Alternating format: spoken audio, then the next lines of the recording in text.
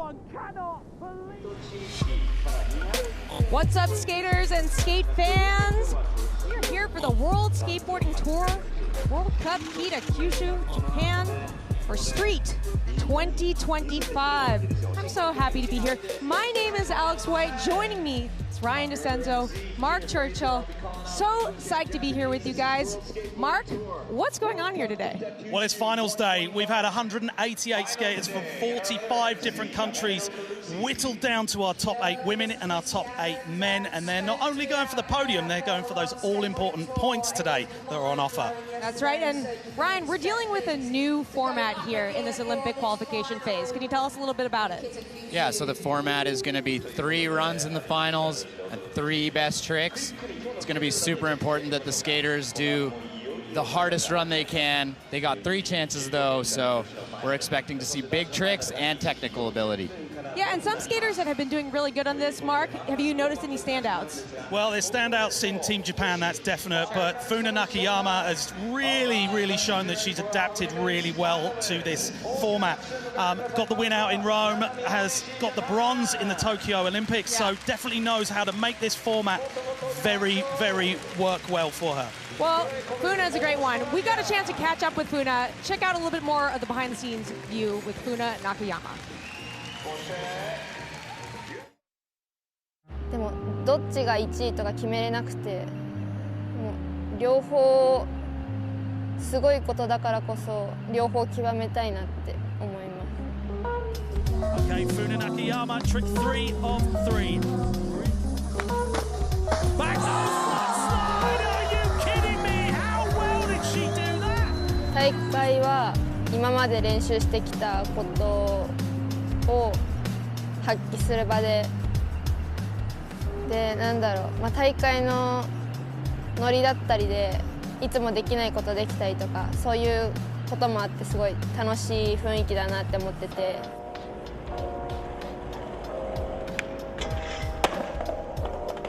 なんかスラッシャーのカバーすっごい嬉しかったけど、なんかその時はまだ全然ストリート初心者すぎて、なんかどれぐらいすごいのかとか分かってなかったから、多分嬉しいけど分かんない状態で見てるから、多分他の人と比べてなんだろう、リアクション半減じゃないけど、東京終わってからはなんか急に女子のレベルが上がったように感じて。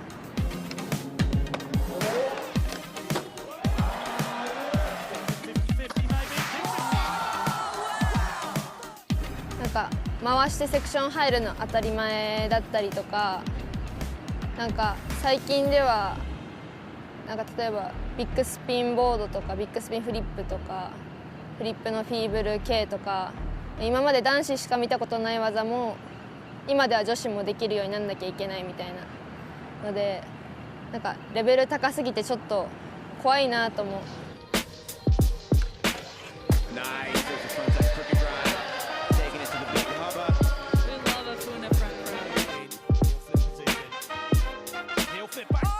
大会でいうとロサンゼルスオリンピックに出場してメダル獲得することが今一番の目標だけど、その大会だけじゃなくて今ストリートも頑張ってるから、さらにっていうか、もっと海外いろんなとこ行っていろんなスポットで自分のやりたいこと撮影できたらいいなって思います。 You know, I love hearing that from Funa. She is splitting her time. She wants to do the street skating. She wants to qualify for LA 28. Let's take a look back at her performance yesterday in the semifinals. Not exactly what Funa was looking for, but still really good skating. And this format, you know, how it is with the run scores being so heavily emphasized, it feels like one mistake and your chances of getting into the finals are reduced so significantly. So, yeah, Funa yesterday in the semifinals really trying her best to get in there. Yeah, and you could see that fall within run number 1. You know, going for her signature trick, not quite getting the wheel over the ledge, and it just not working out for her. And it's hard when that confidence is knocked, especially on that first trick. But going through into run 2, things certainly were looking like they were working out for her. Come back really strong and just dominating the course. And looking good doing it as well, but it came down to falling on that last trick as well. And when you fall on both runs, it's really hard to come back from. And Ryan, you saw this, you commented, this was amazing. Yeah, such a gnarly front crook.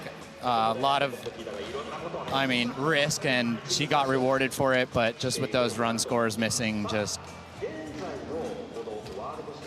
Yeah, so we're really seeing that a lot of the, one mistake really can dock you so significantly. Trying to get into the finals, these skaters have had almost immaculate score lines to get into this finals position now. And this course right here, it is a difficult course. It was so great for you, Ryan, to go out there and give us a little course spotlight. Yeah, let's get a closer look.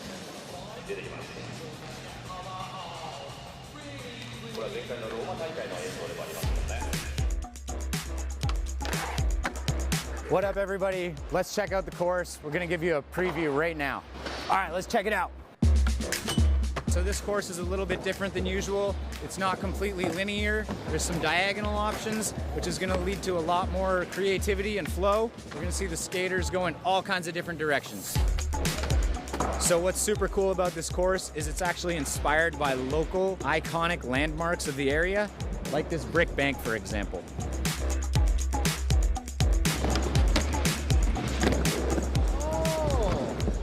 That's how you use the brick bank. You do something unique, you blunt, and then shove it out, like Jinwoo.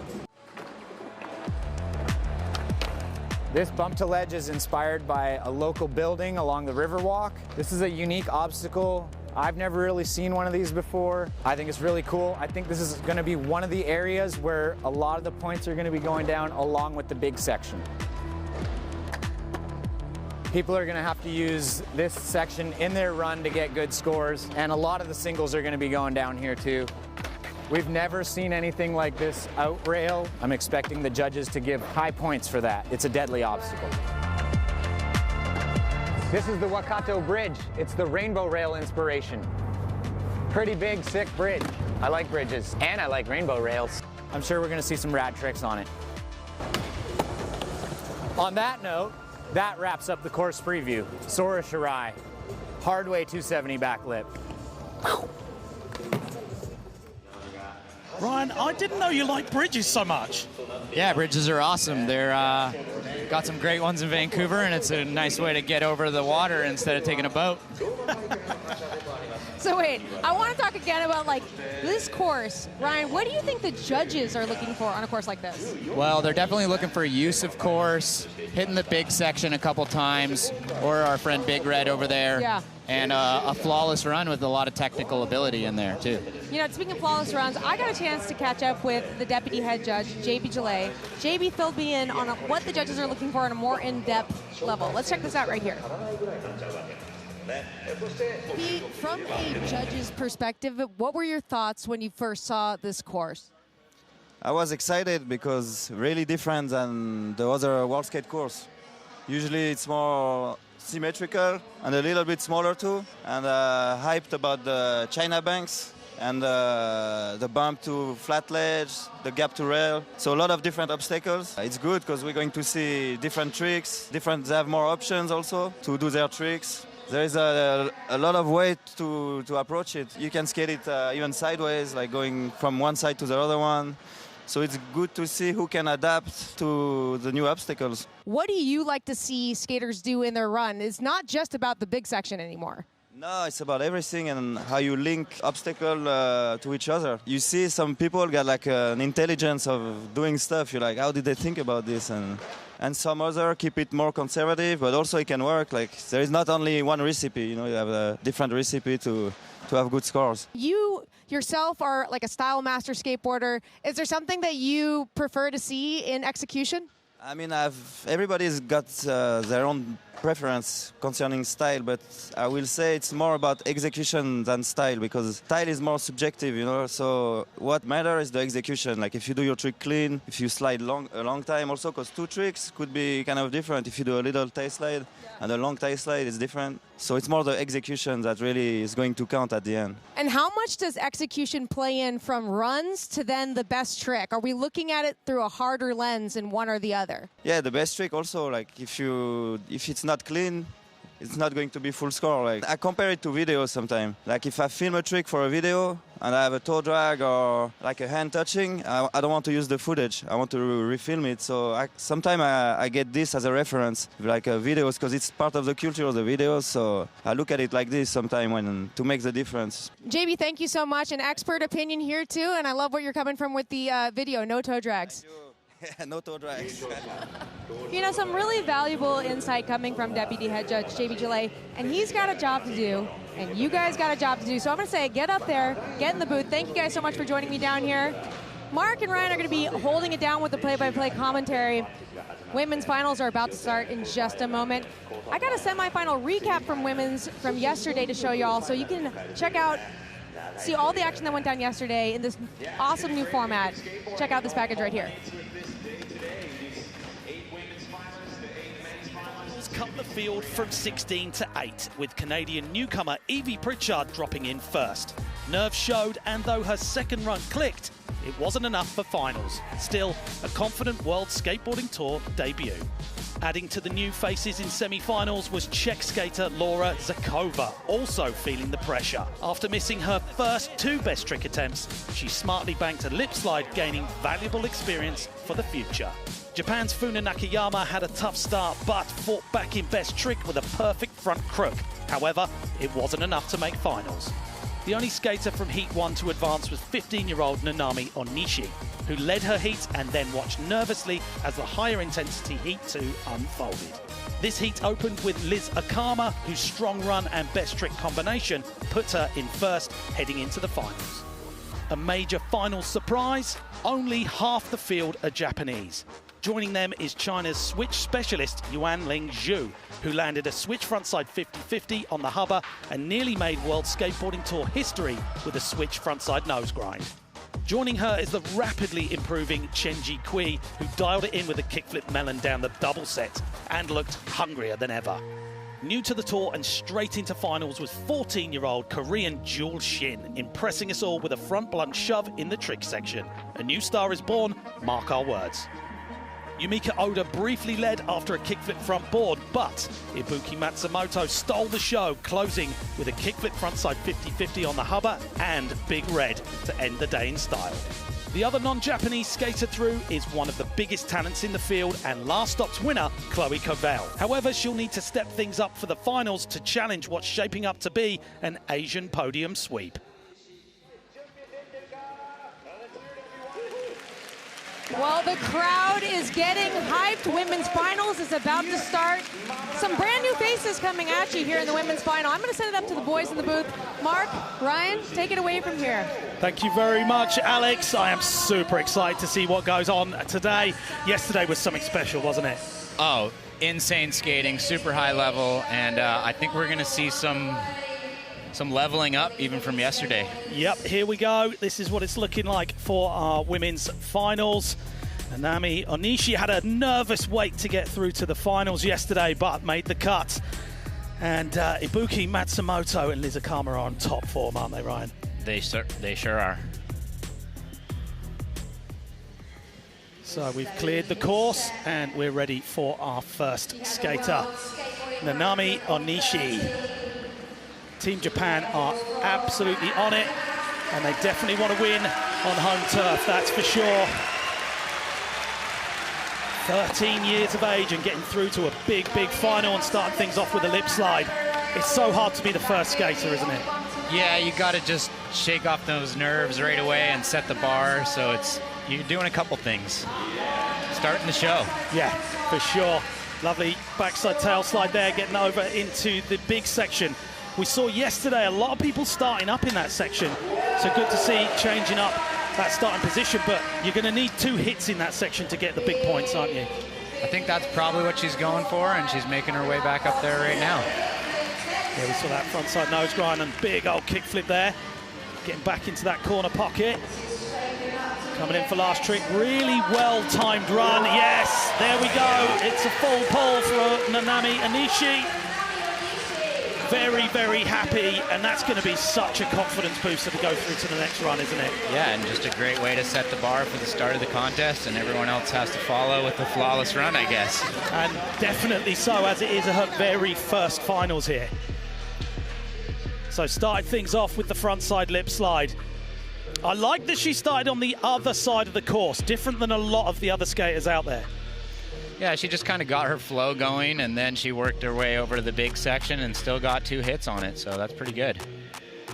There's that frontside blunt slide to finish things off, and looking even more confident than we saw yesterday in semi-finals. So first score from the judges is super important. That kind of sets the standard of where people are going to go, either higher or lower or around the same. 55.15, looking pretty happy with that. And rightly so, as we take things over to Australia's Chloe Covell. Chloe wasn't feeling too well yesterday. No, yeah, last couple days maybe I think she was feeling a little under the weather, and you know, it's a combination of long travel days, adjusting to time zones, you know, who knows what could be floating around in those airplanes, and she's resilient though. So taking it down the rail to start things off. When Chloe is on top form, you see her putting these runs together in practice that she does not fall off of. And how important is it to just keep repeating your run as you practice it? I mean, the more you can do it in practice, the more it just doesn't even feel like you're doing anything when you're out there, and it just feels so familiar. And you know, adapting to the different course all the time, it's different. So the more practice you get out there, the better. Oh, this is where she had a problem in run number 1 of the semi-finals, that frontside blunt slide. And I mean, what it is, if you come off of one of your tricks a little bit sketchy and lose a tiny amount of speed, that can knock your confidence, and it can just really not let you get access to tricks. And I think she was going just a little bit too slow to get into the front blunt slide to fakie. I'm not sure what happened. Maybe it was just kind of slick. Certainly wasn't on that rail. Yeah, she slipped out, so that was kind of what happened the last time when she missed it. And we'll see right here. Oh yeah, just zooting out. See the frustration there, but still another run to go. And it's very important to remember, these are young people out there on the course. You know, the emotions are high, aren't they? I think she's forgetting she has 3 runs right now, too. Yeah. She's going to pull it together. Run number 2, Chloe. It'll come through for sure as we go on to Yuanling Zhu. Now, I think this kid's got a very, very long career ahead of her. Oh, yeah. Absolutely smashing it and starting off straight into the big rail, switch frontside 50-50. Wow. This is what we've seen, the evolution of women's skateboarding right in front of us with switch tricks straight out the back. Yeah, she's leveling up quick. Oh. Just missing that nollie kickflip.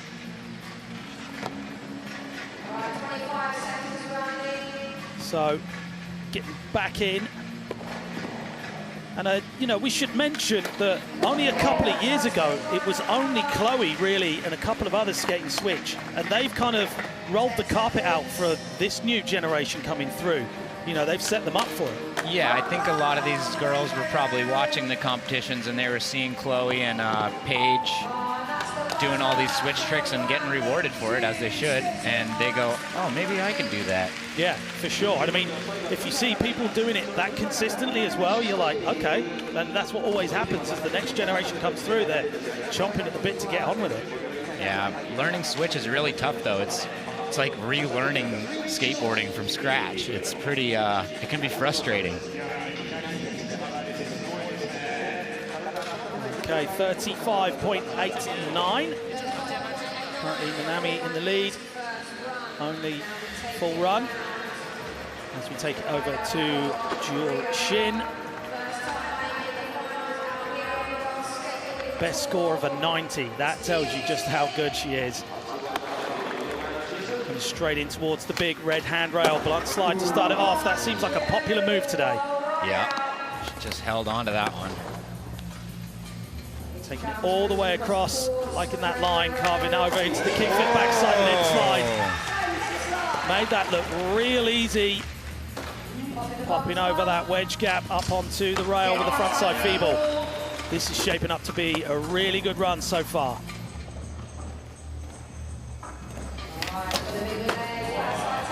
So Ryan, when you're in the semi-finals in the competition, you put a run together, are you thinking, if I get through, I'm holding things back for my finals run, or are you just going all in?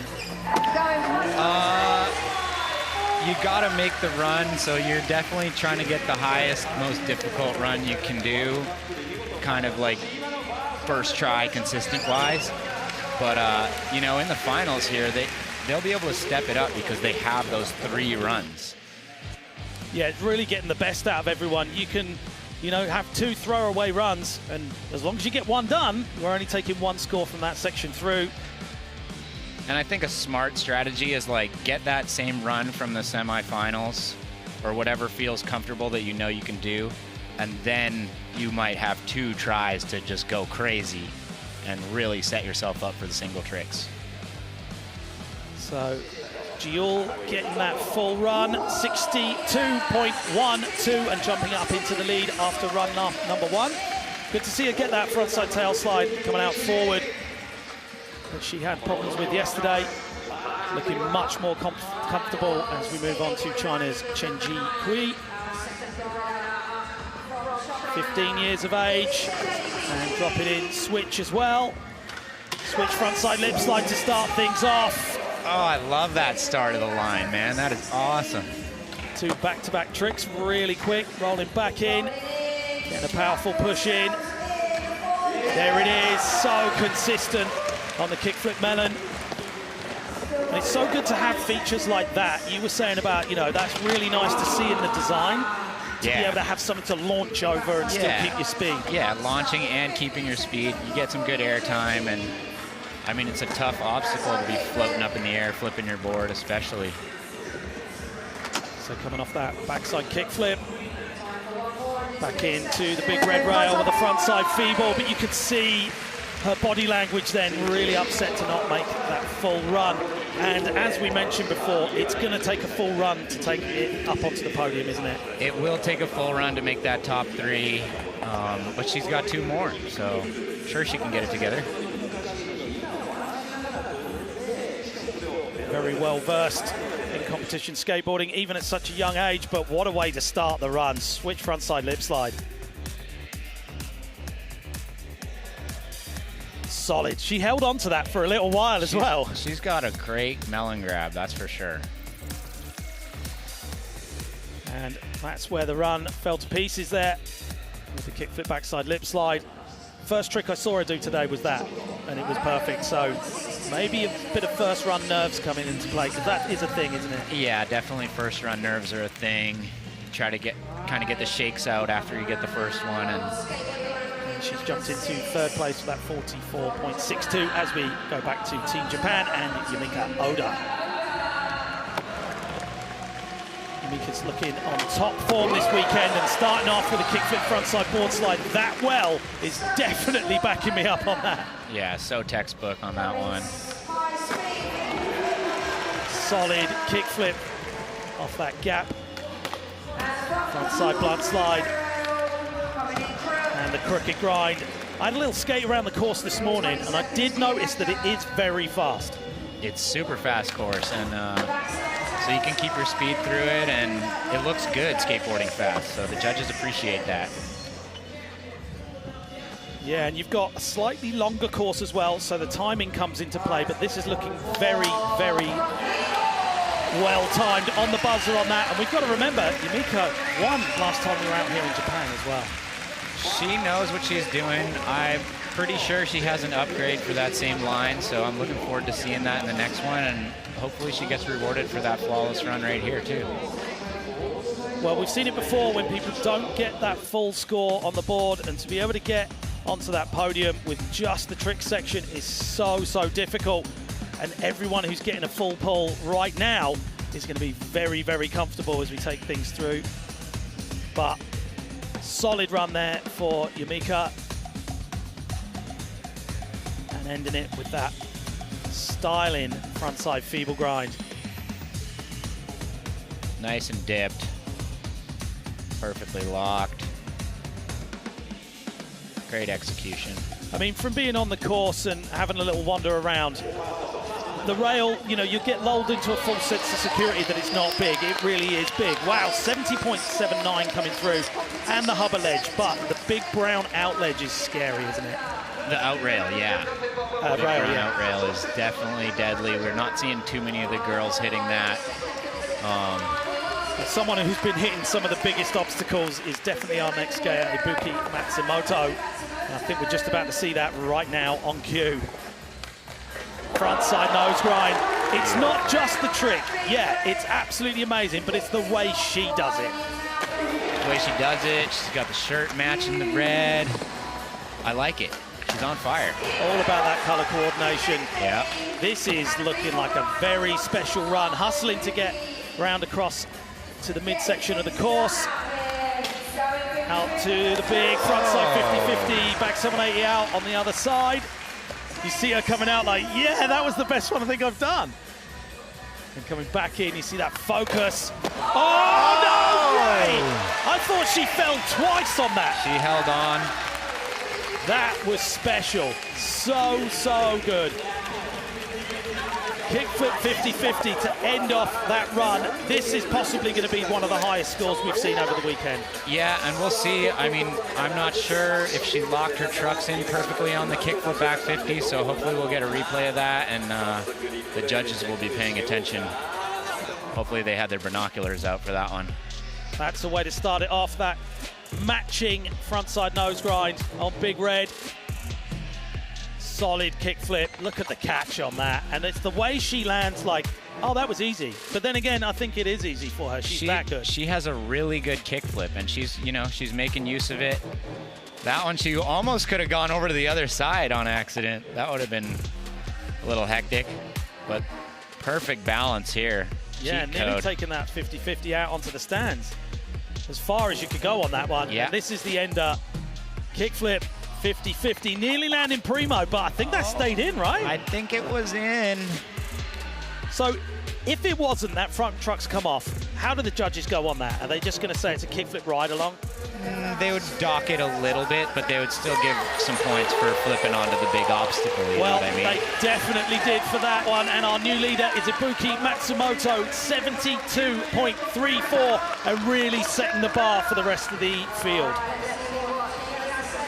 Someone who knows exactly how to respond to such a high score right there is Liz Akama up next. Run number 1 of 3. Straight into the big red rail with a backside Smith grind. Turning around with the backside 5-0. And that frontside big spin every time. Little bit of a sketch on it. You see her smiling at herself going, oh, all right. On there. There's the frontside Smith grind over your favorite bridge rail. Oh, holding on again. It's always...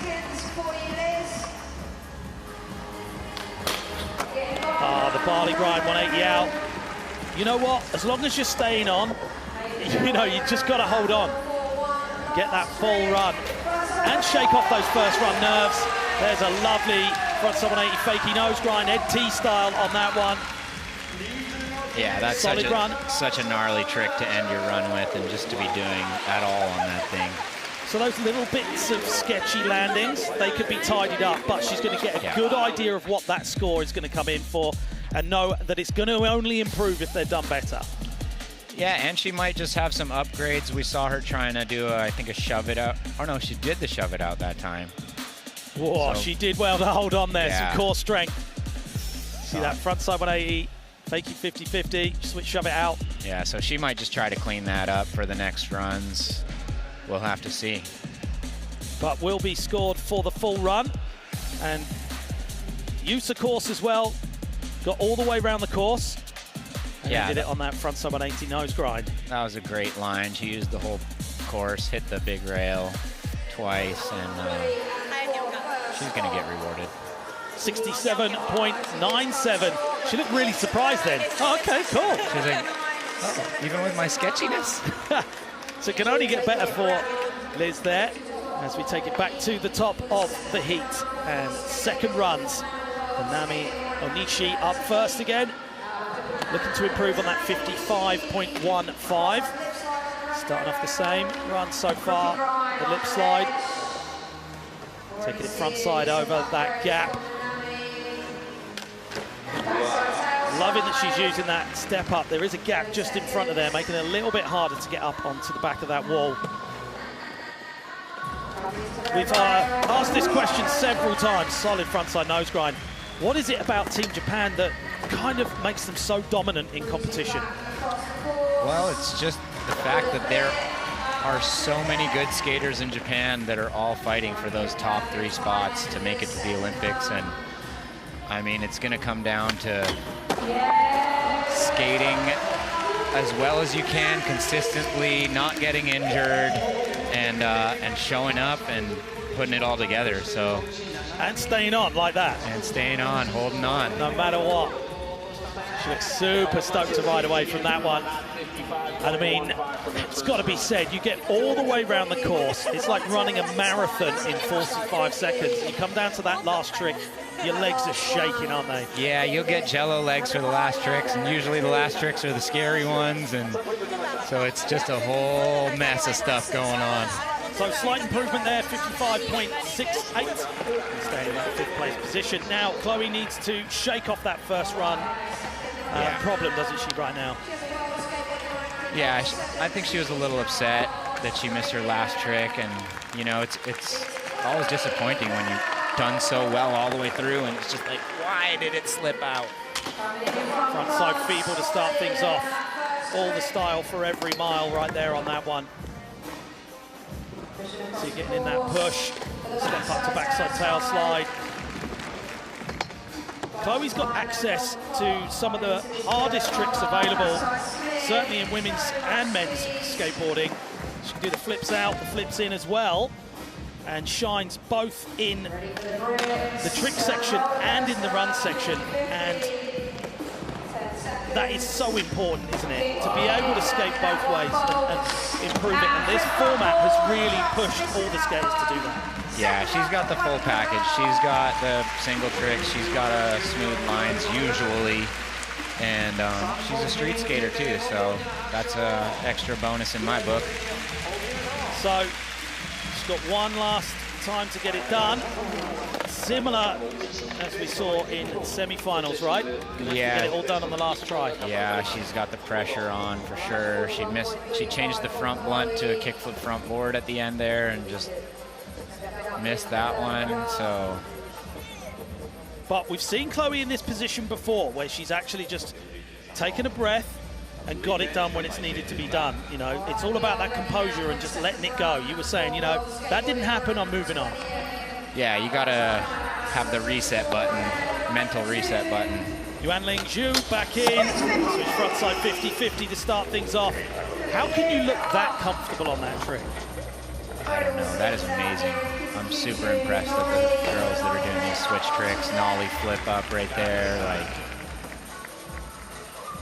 Just taking a breath there, getting back in to the big section. This will be 2 hits in this section straight away. Lovely backside Smith grind.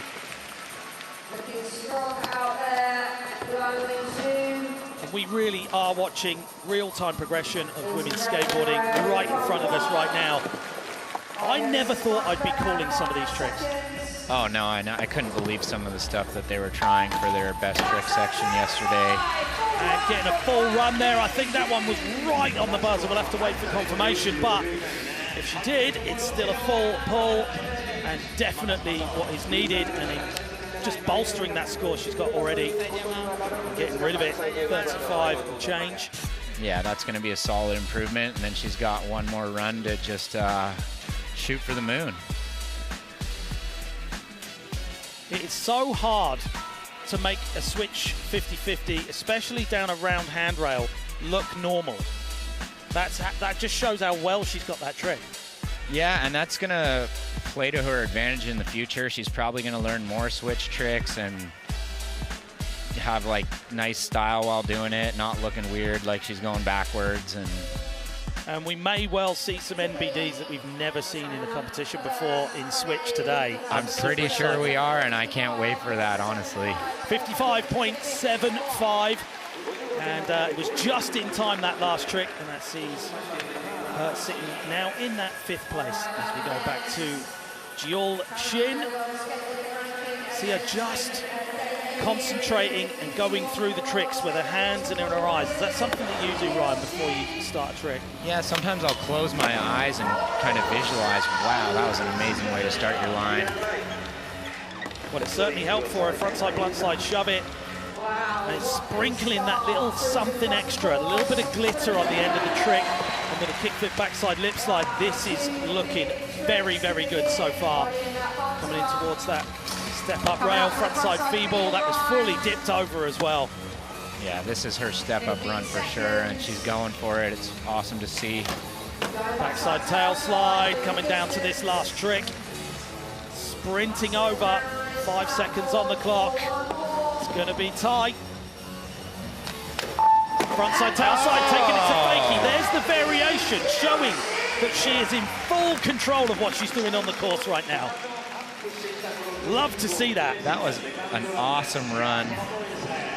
Maybe it's harder for her to go to fakie on the tail slide. I feel like that's usually like the easier way to come out with your momentum. But I mean, if you've been doing it back to regular all the time, then it's kind of what you're used to. I mean, what a way to start your run. Yeah, that was a great start to the run. Front blunt shove is difficult to ride away from on that rail. And when you're planning your run, are you thinking, I want to start with something like pretty special? Yeah, the more banging I can start with to get the judges' attention, tell them I'm out here, I'm playing serious, like, that helps. And ending that run on the front side, tail side to fakie. Love seeing that emotion, like, yes. See Alex in the background there, round of applause from her. I mean, it definitely feels good when you get your full run that you're hyped on, that you wanted to do. But showing full control and skill and ability there, just saying to the judges, hey, look, I ain't got these frontside blunt slides, I've got to shove it out as well. Yeah, I imagine that's going to be a good score. Yeah, 72.38, and sees her jump way up into 1st place. That's awesome. Big, big score. And the high score of our finals so far. If we go back to China's Chenxi, 44.62. Needs to get a full run. She's saying, thumbs up, I'm ready to go. Dropping in switch again. Every go, so consistent at that one.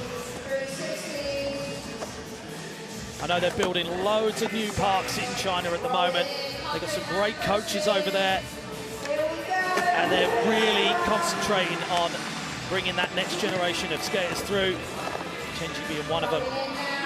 They also have awesome street spots in China.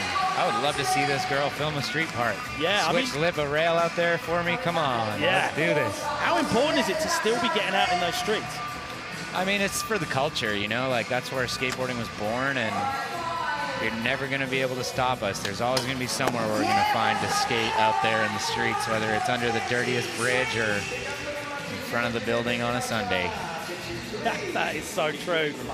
So, full run there for Chenxi. We'll be dropping that 44.62. By how much, we'll have to wait and see. But starting the run off with a switch frontside lip slide. I think anyone watching this right now is going to be like, okay, that's what you've got to do now. You need to put a switch trick into your run. And that's a big rail to switch lip that thing. I mean, it's scary. Yeah, the rail, the hubba, they're not easy things to hit. They are big, scary rails. Yeah, you might be watching this at home on your TV thinking, oh, I can do that on that rail, but you come over here and you stand at the top of it, and it's a whole other story. Yeah, it gets a lot higher the closer you get to it.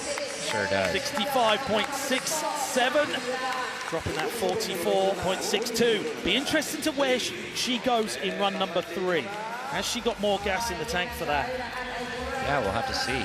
Sometimes she's doing backside flip melon. Maybe she can pull that out somewhere. Okay, Yumeka Oda from Japan back in. Kickflip frontside board slide. Looking very, very comfortable on her board today, wouldn't you say? Yeah, she's on home turf. You know, this park is great. She's got an amazing kickflip. She's showing it off.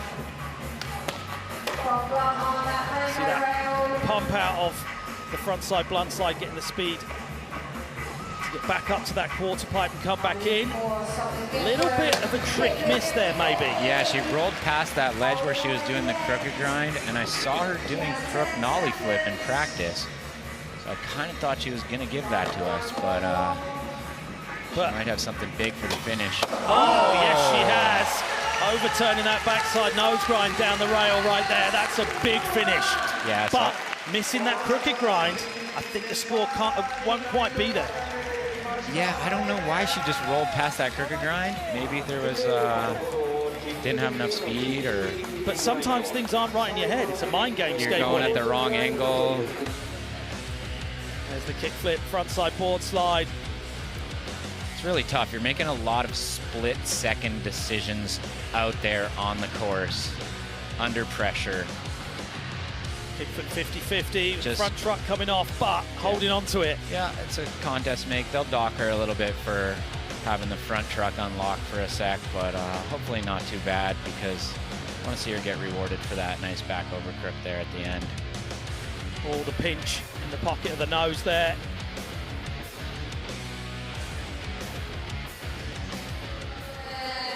So whatever comes in here, we know it could be a little bit better with the extra trick added in, 71.07, staying in third place, but a slight improvement. Someone I think is definitely going to put a slight improvement is Matsumoto. She is kind of a dark horse, right? You think she's so impressive. So chilled. Yeah. She's a force to be reckoned with out here.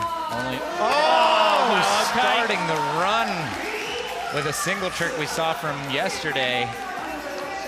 There's the kickflip over the gap. It's going to be hard to control yourself now. She's got to be buzzing and got a lot of adrenaline thrown through her body. She needs to calm down, hold it together, and just see out this run, because it's going to boost that score hugely by doing the kickflip frontside 50-50. Totally. I mean, she's juiced. She's probably feeling super good right now, and she has got a mean kickflip, and she's showing us how it's done. I think we're going to see this kickflip 50-50 again. Yes, we are, and it's even better. Two kickflip 50-50s, one on one of the gnarliest obstacles on the course. This is, like, unbelievable. This kid has got so much talent. She's the kickflip 50 queen. 72.34 for an already mind-blowing run. And it just went better. And she's got one more. So yesterday in semi-finals, we saw that as a single trick. But is that going to limit what she can do in the trick section? You know, if you do repeat a trick that you've done, you need to at least upgrade it. So she'd need to 180 it out, or maybe go to that nose grind we were talking about. Yeah, I don't know what she's going to do. Maybe she hasn't thought about that yet. Do you ever get caught up halfway through a run and just sort of just go off piste to do something you just wouldn't usually do? Yeah, for sure. Sometimes if I miss a trick, I'll just be like, oh, I'm just going to try this trick right now. And then if you land it, you're like, oh no, what have I done? I can't do that as a... 73.26 and firmly sitting in that first place. Ibuki is showing top form today. And everyone else is having to fall in behind her right now. Yeah, that score climbs higher and higher. There's Akama back in, looking focused as always. Backside Smith grind to start things off. Taking the backside 5-0. Oh, going heel flip on the big spin this time. Is she trying that? Maybe. I think maybe. I think it looked like it. But this is the thing. When you see someone put down a run like that, you know if you want to be top 3 and be a little bit more comfortable as you go through to the trick section, you need to throw in something special. Right, so that was her upgrade probably, and that would have been an amazing trick. Even the guys are not doing that one, so one of the first competitions I went to a long time ago in China. Liz did a big spin hill flip like that over the biggest driveway. And I was just like, oh, really? I think I remember that. Sleep. You were definitely there as well. Yeah, big heel is not a trick that you're going to want to do in your run. It just seems super risky. But, I mean, I have no doubt that she had that. So there won't be an improvement on that one, 35.71. As we go on to third and final runs, and it looks like only Chloe hasn't put down a full run yet. See her down there in 8th place, but it's never over till it's over. Nanami Onishi trying to improve on that 55.68. Dropping back in for the run section for the last time. Oh, missing the kickflip frontside board slide, but like we were just saying, you know you need to improve. You've got to chuck in something special, and it's all on the wire at this point. Yeah, so, you know, having that third run really, like, allows for that progression in the run section, and we're not just going to see only safety runs. So she was trying to get out of her comfort zone and safety run kind of type vibe and push it to the next level. So whilst Chloe was gearing up for doing this third and final run, what would you have said to her if you could? I would have said, calm down, don't worry, it's not that big a deal. You're already in the finals, just have fun and rip. Great words, definitely. I'd be hyped if you came over and said that. Okay, front blunt to start things off, up to the backside tail slide. I mean, let's remember, have fun. You've got to have fun. The backside Smith grind, looking very, very comfortable now. Hoping she's shaken those nerves off. Coming up for the frontside 50-50. Certainly looking more comfortable on that. Had a little bit of a wobble on the last one. Yeah, that was perfectly locked in. And there's the kick flip. Flip front board, yeah. Right. This is the point that she goes, right, it's out of the way. Just stay on. Front feeble all the way. Wow. So definitely getting that full run, and you can see the relief there. She was like, I did it, I got it done. Where it sits amongst the pack, I don't know. The front feeble was after time, though. I've just had confirmation. Yeah, it sounded like it was just right after the buzzer, which it was an amazing trick. I think there's maybe some something in the back of the judges' heads where they, maybe we'll get a higher score.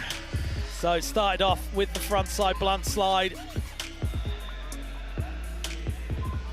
And the backside Smith grind. Look at the dip on that. Yeah, beautiful dip. Touching the board down on the ledge is what makes it a real backsmith. Yeah, none of those Smith-O's out there. Yeah. And that's where she's been having problems with that rail today, but getting it done. This one was after time, but front feeble and popping out just before the end. You see the little fist pump there, yes. Now, when this score comes in, we've got to see where she sits amongst the pack to know how hard she's going to have to go. Now, we saw in semi-finals, people who'd got through with a really high score in the run section, they could ease it off a little bit, couldn't they? Yeah, and I mean, she was working hard for that run, and she might have had a harder run in front of her. Okay, 65.53. So everyone out there has done the maths on what you need. Now, if you come through with the 65.53, she's saying, right, my highest score is this, and I need this. It would have to be my best score to get on podium. I mean, she's upset, but I don't put it past her that she can do something amazing and get a really high score on the single tricks. 100%. Switch frontside 50-50 to start things off for Yuanling Zhu. Currently in 7th place.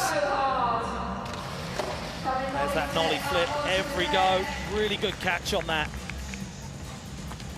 Something we haven't really touched on is that execution when it comes down to the judges. They are critiquing how you do the trick. Every small adjustment, any toe hanging over, they are really docking those points. Just not getting the front foot on top on that kick flip. Down to the last second. The time for Yuanling Zhu. 55.75 is the score she'll finish on in this section of the competition. And that's going to be a tough one to get up onto the podium. having to take one of those run scores. Yeah, sitting down in 7th place. It's going to be a tough ask, but you never know. Okay, Jiyul Shin currently in 2nd place. Got a 72.38. It's hard to think how she's going to improve on this, but I love being surprised. Yeah, this is exciting. Wow, every try on the front one shove. But that was better. She landed that way better this time. No wobble on the way out. So definite upgrade from the last run so far. Kickflip backside lip slide. I love the way she lands, almost looking the opposite way. Yeah, the old look back. Front feeble, oh, hanging on by the heel there. 15 seconds left. Coming into that long driveway ledge, backside tail slide, coming down to the last trick then. This could be a slight upgrade, but are we going to see a different trick right now? No. Won't get scored for the last trick, but was a full run, but I doubt it's going to beat that 72.38 that's on the board already.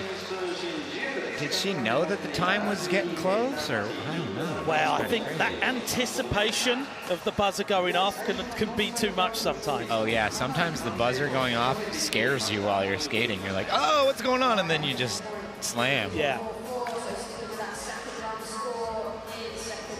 So staying with that first run score shows just how important it is to get that run down as we go back to Chenxi. 65, 67, starting off in that familiar switch lip slide. And the nollie 360, bit of a revert on that one. She's got such a different bag of tricks. There you go, you called it. Oh yeah, I wanted it. You know your Chenxi well. Yeah, she's really growing on me with the switch lip and. Yeah, for sure. Yeah, I mean, she also is physically growing as well. So 65, 67 will be the score that she stays with. 19.58 coming through. Okay. Currently in 3rd place, we have Yumeka Oda from Japan. I'm really excited to see where she's going to upgrade that run. 2 solid runs done already. Kickflip frontside board slide. And that's just a great way to start. Flipping onto that big rail is always going to be rewarded and is gnarly. I mean, it's one of those staple tricks that you know is going to get rewarded well. But let me tell you, it's not an easy one, especially on that rail. Oh, and you saw her. Okay, so maybe when she missed that before, it was like, I wasn't ready for it, and then this time, trying to get it done. Don't be too disappointed, though, Yumeka. We're already in 3rd place. She was dialing those in practice. Every time I looked over, she just landed it perfectly, and I was like, oh, yeah, I can't wait to see this later. This is going to be awesome. But when it comes down to it, you've got to get it done in that competition format. 27.86, staying with that first run score. And that's what makes competition skating so hard. Like, you can do the run or whatever, but can you do it when they give you the thumbs up? Yeah. Time to drop in, do it now. And in front of a packed crowd as well. Yeah, this place is filled out. Ibuki Matsumoto coming back in for run number 3, 3rd and final one. Oh, gee. I mean, that slightly gives you an idea that might be hard, that trick. You know, she made it look so easy last time. Might be hard and might definitely is gnarly. Yeah, for sure. The thing is, that obstacle's quite short. If you go a slight bit too fast on it, you're going to miss it. Yeah, you'll fly right over it. So you had a bit of a slam early on in the competition and at the collision. Yeah. But did you get a chance to hit Big Red? Dude, I didn't even get to touch it. Oh. I had plans for it, too. It was looking good. Okay, Liz Akama back in. Back Smith to start things off, as always in this final. Backside 5-0. Yeah, she's definitely going for the big spin heel. And she's throwing everything at it right now. Sitting in 4th place, not as comfortable as where you'd want to be. Where would you like to be? Obviously in 1st, but you know, podium position is going to be a little bit more comfortable. I think anywhere, like, I think Liz could be all right with her score right now. But it's going to come down to those single tricks and just going for the hardest one all 3 tries. Yeah. And I mean, that's what's great about the format. 3 tries at getting 1 trick. We take 1 score from the trick section, and we take 1 score from the run section to go together and make your total overall score. 3 tries to go at it. You'd just go all in, would you? Not try and get a safety? Because we've seen people get a trick down knowing that you have to have a score on the board. That's where I would ask my coach. I'd be like, hey, coach, should I go for the win or should I go for the overall standing points? What do I need right now? Yeah, and I mean, that's worth knowing because we've seen it before where people could have won and certainly got on the podium with a lower score because their run score was so high, but they went all in and were skating too hard, and that's one of the stories we saw from yesterday's competition. Yeah, and so we've got some of the girls like Liz Akama. She's got a world skate ranking of 4th right now, and maybe she'll just go for the glory because she's already got a pretty good ranking. She made it to the finals here. You know, go for the gusto. Yeah, for sure. And we're going to take a jump down to course side with Alex White. So much, Mark. I'm down here course side. Now, there's a lot of strategy that goes into this transition to the best trick. You saw some of the exasperation on Chloe's face. She's like, I don't know what else I'm going to be able to do right now. I'm working with the coaches right now over my shoulder right here. The coaches know what scores they're going to get to those best trick scores. And some of these skaters have phenomenal high trick scores. Now it's all about changing strategy here, working with what you have to try to get the best score possible. Next 3 tips are going to be critical. So keep an eye out. Back to you guys. Thanks, Alex. Great insights there. Yeah, I mean, a lot of people are going to speak to the coaches. They're going to say, okay, what score do I need? You know, if you're sat on mid-50s, you need big, big scores. There's always a chance people could fall off all 3 tricks, but you can't bank on that. No, so if you're lower and you just want to get up, you know, you want to get your ranking up, you maybe go for a safety trick and try to get that and feel good about yourself. It never feels good to finish the contest with no landed best tricks. I know that from personal experience, but so even just landing something will feel good. But to get up in the top 3 for anyone below, Liz or below, they're going to have to just go for the full crazy hardest trick they got. And it could be smart for the top 3 to, you know, if they want to stay in the top 3, maybe just do something a little bit safe but difficult. And if they want to win, just use all 3 of those tries to go for their hardest trick. Well, it's worth mentioning we have the World Skateboarding ranking as a rolling ranking. Every 18 months you're dropping off the last score that you got, so you need to be in it. You need to maintain your point on the board. You need to stay in and keep getting those points and as higher as you can. Especially for the Japanese skaters, you want to just get that ranking up and just stay there. So so much competition. Trick number 1 for Nanami Onishi.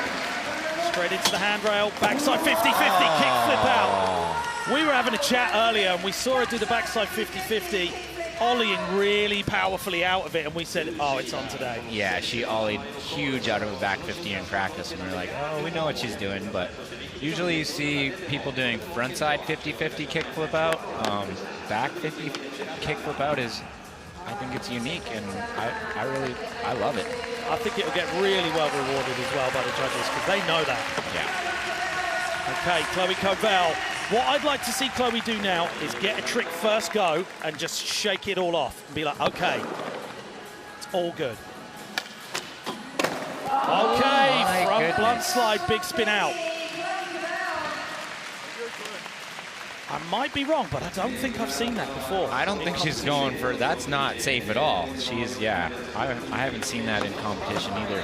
Well, I guess when you're in the lower third of the ranking right now, you've got to throw everything at it. You can't do a safety. No. Okay, Yuanling Zhu, are we just about to see skateboarding history right here? Yes, we are! Yes. Switch front side nose grind down the big red rail. Are you kidding me? I was waiting for that, and I'm so hyped she got it first try. That is so sick, so gnarly. That almost doesn't even look switched, does it? No, I'm so impressed right now. Look at this. Popping out, grinding backwards down the rail. Switches when you're pretty much writing left-handed when you're right-handed. You're standing with the opposite foot forward, and it is so awkward. But obviously, not for Yuanling Zhu.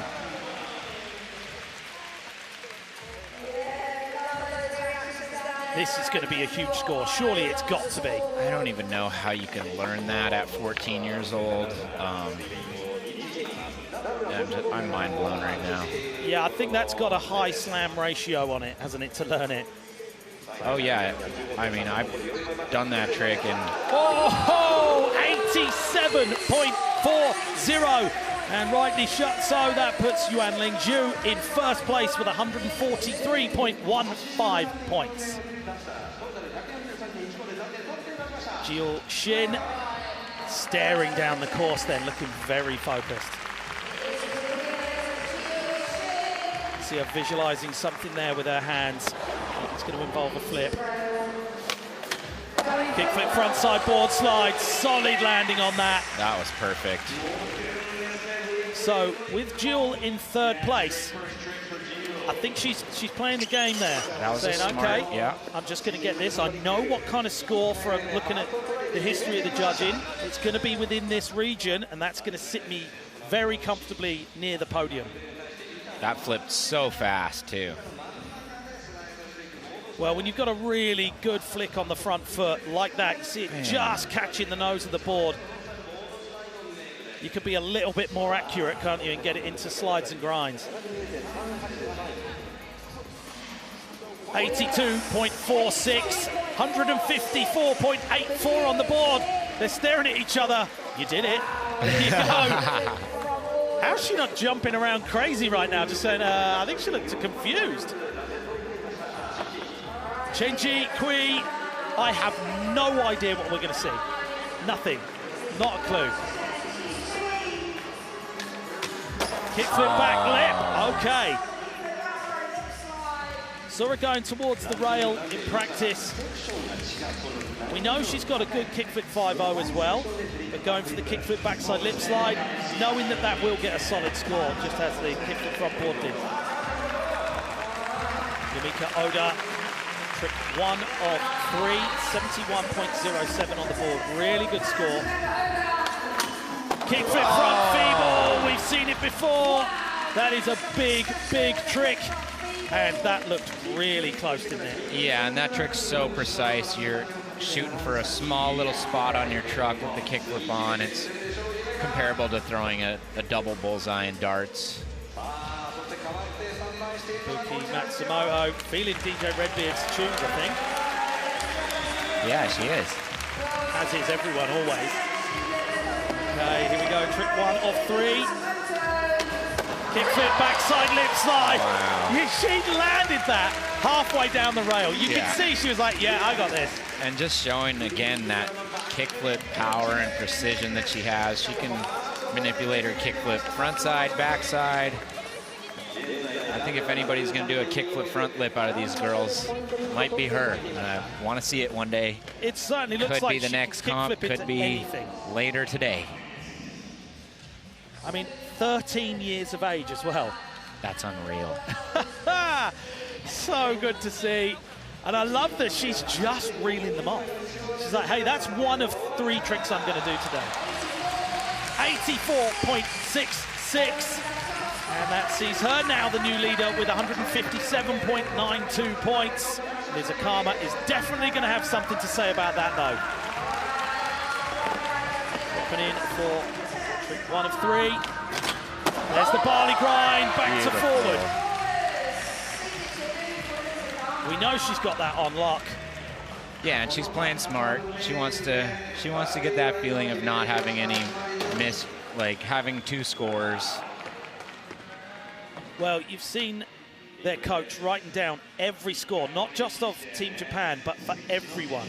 So they have got a trick ledger. They know exactly what is going to score what. And then they can play very safely by doing the math. They can say, hey, Kay, don't go too far. You just need something in this region.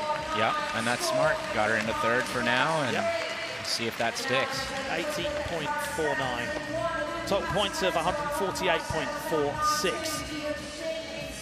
Okay, back to the top of the heat. Nanami Onishi.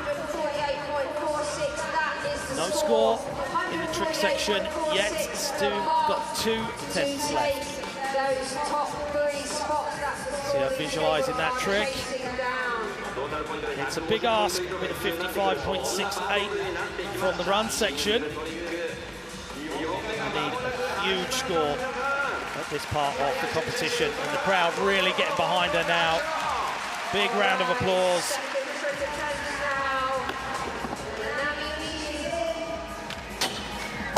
Backside, 50-50, kickflip out, and she is ecstatic, as is everyone else on the platforms and in the crowd, and up here in the commentators area as well. Yeah, that was super cool. You never see that trick done backside on a rail. I would like to know if that's the first time she's done it down a handrail and on this handrail here as well.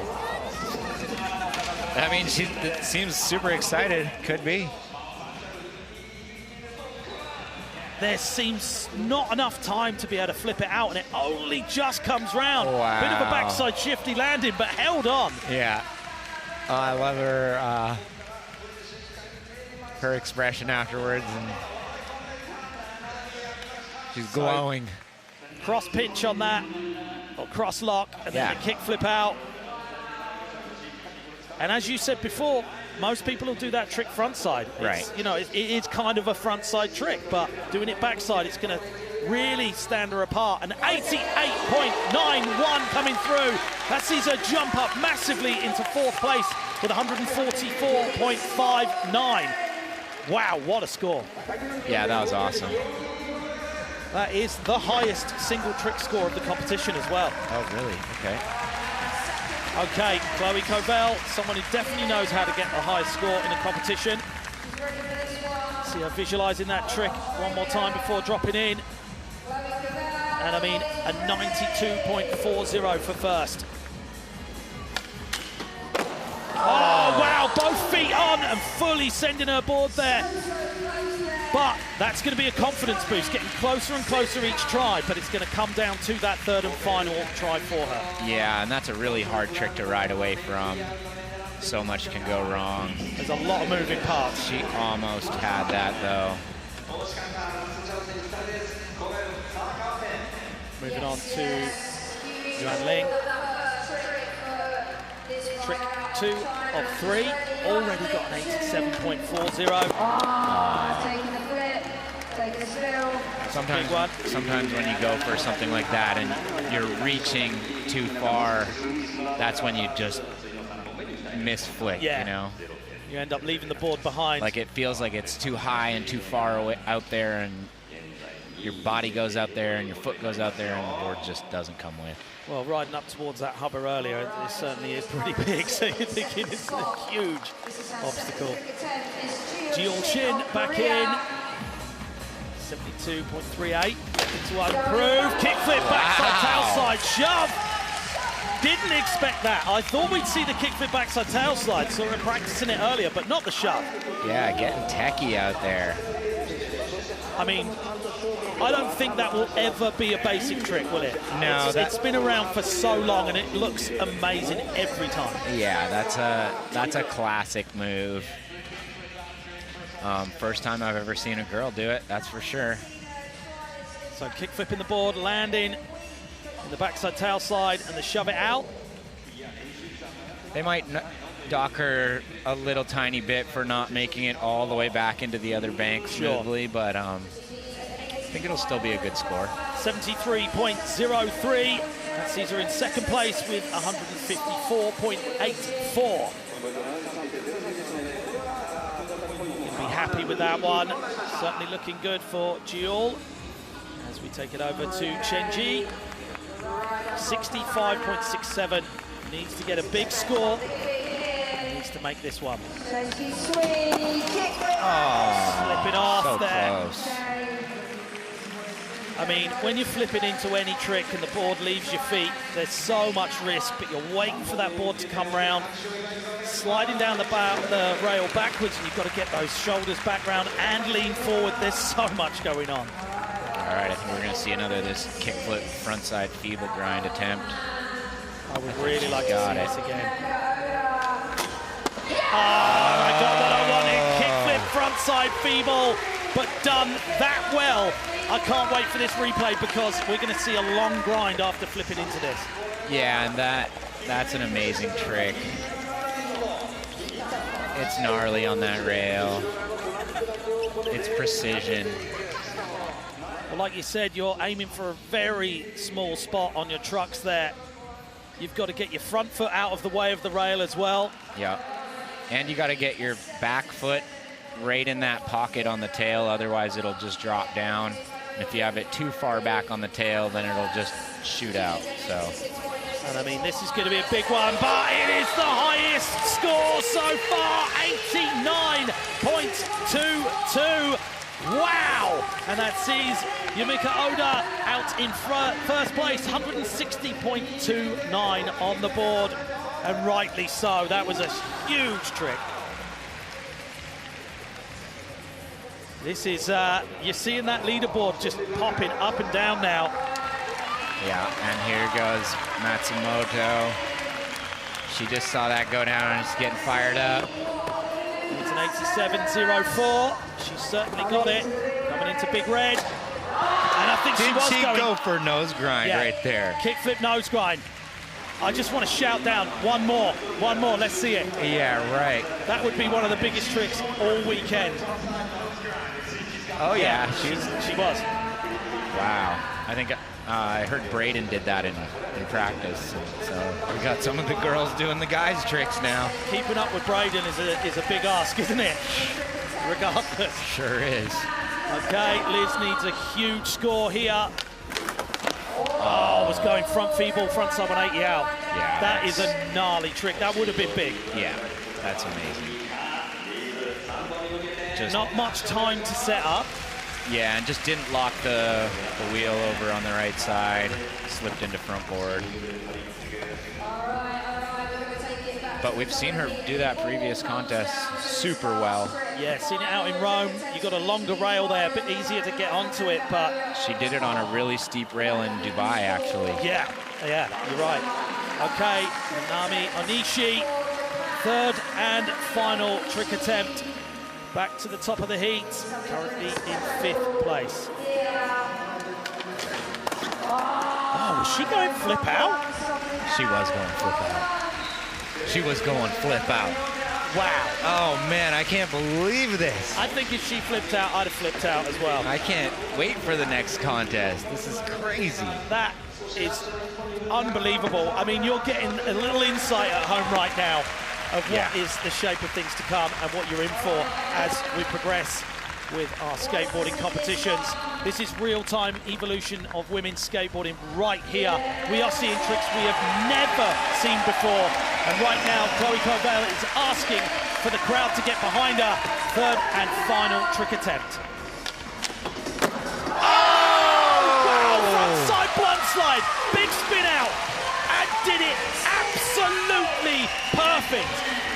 The shock on her face and everyone else's.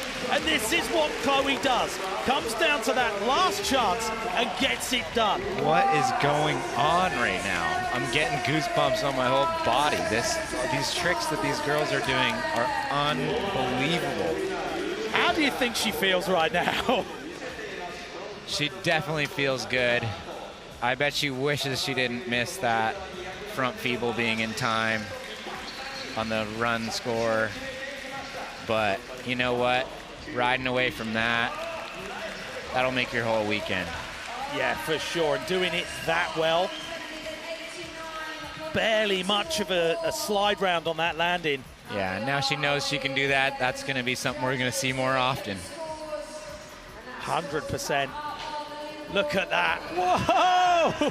And I'm going to guess that's going to be the highest score of the day for a single trick so far. Yeah, standing that against the kickflip frontside feeble and the front blunt big spin. It's higher.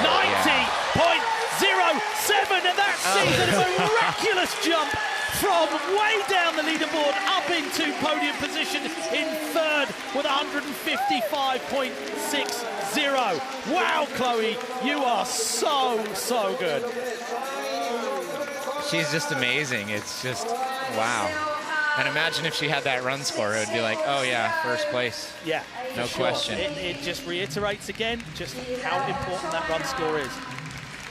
Yuanling Zhu, third and final attempt.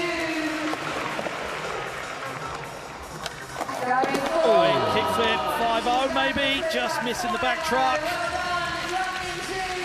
And stepping away, all good though. Did well to not come off a little bit worse. Yeah, she saved herself. I mean, that's half of skateboarding, is knowing how to bail, knowing how to get away when things are going wrong. Otherwise, you just end up a pancake down there. So what do you think about our first-time finalists? New names in there going straight through to finals. Yeah, I mean, I love it. It's absolutely amazing. They're all at such a high level. Yeah, World Skate doing a lot in the background to bring up all of those new skaters from all around the world. Lots of camps. Oh, maybe going kickflip out. Sort of get that front foot ready. Yeah, I can't tell. Just saying thank you very much. You see Chloe there, nervously watching the board to see if she's going to stay in that bronze medal position. Yeah, like I was saying, World Skate putting on seminars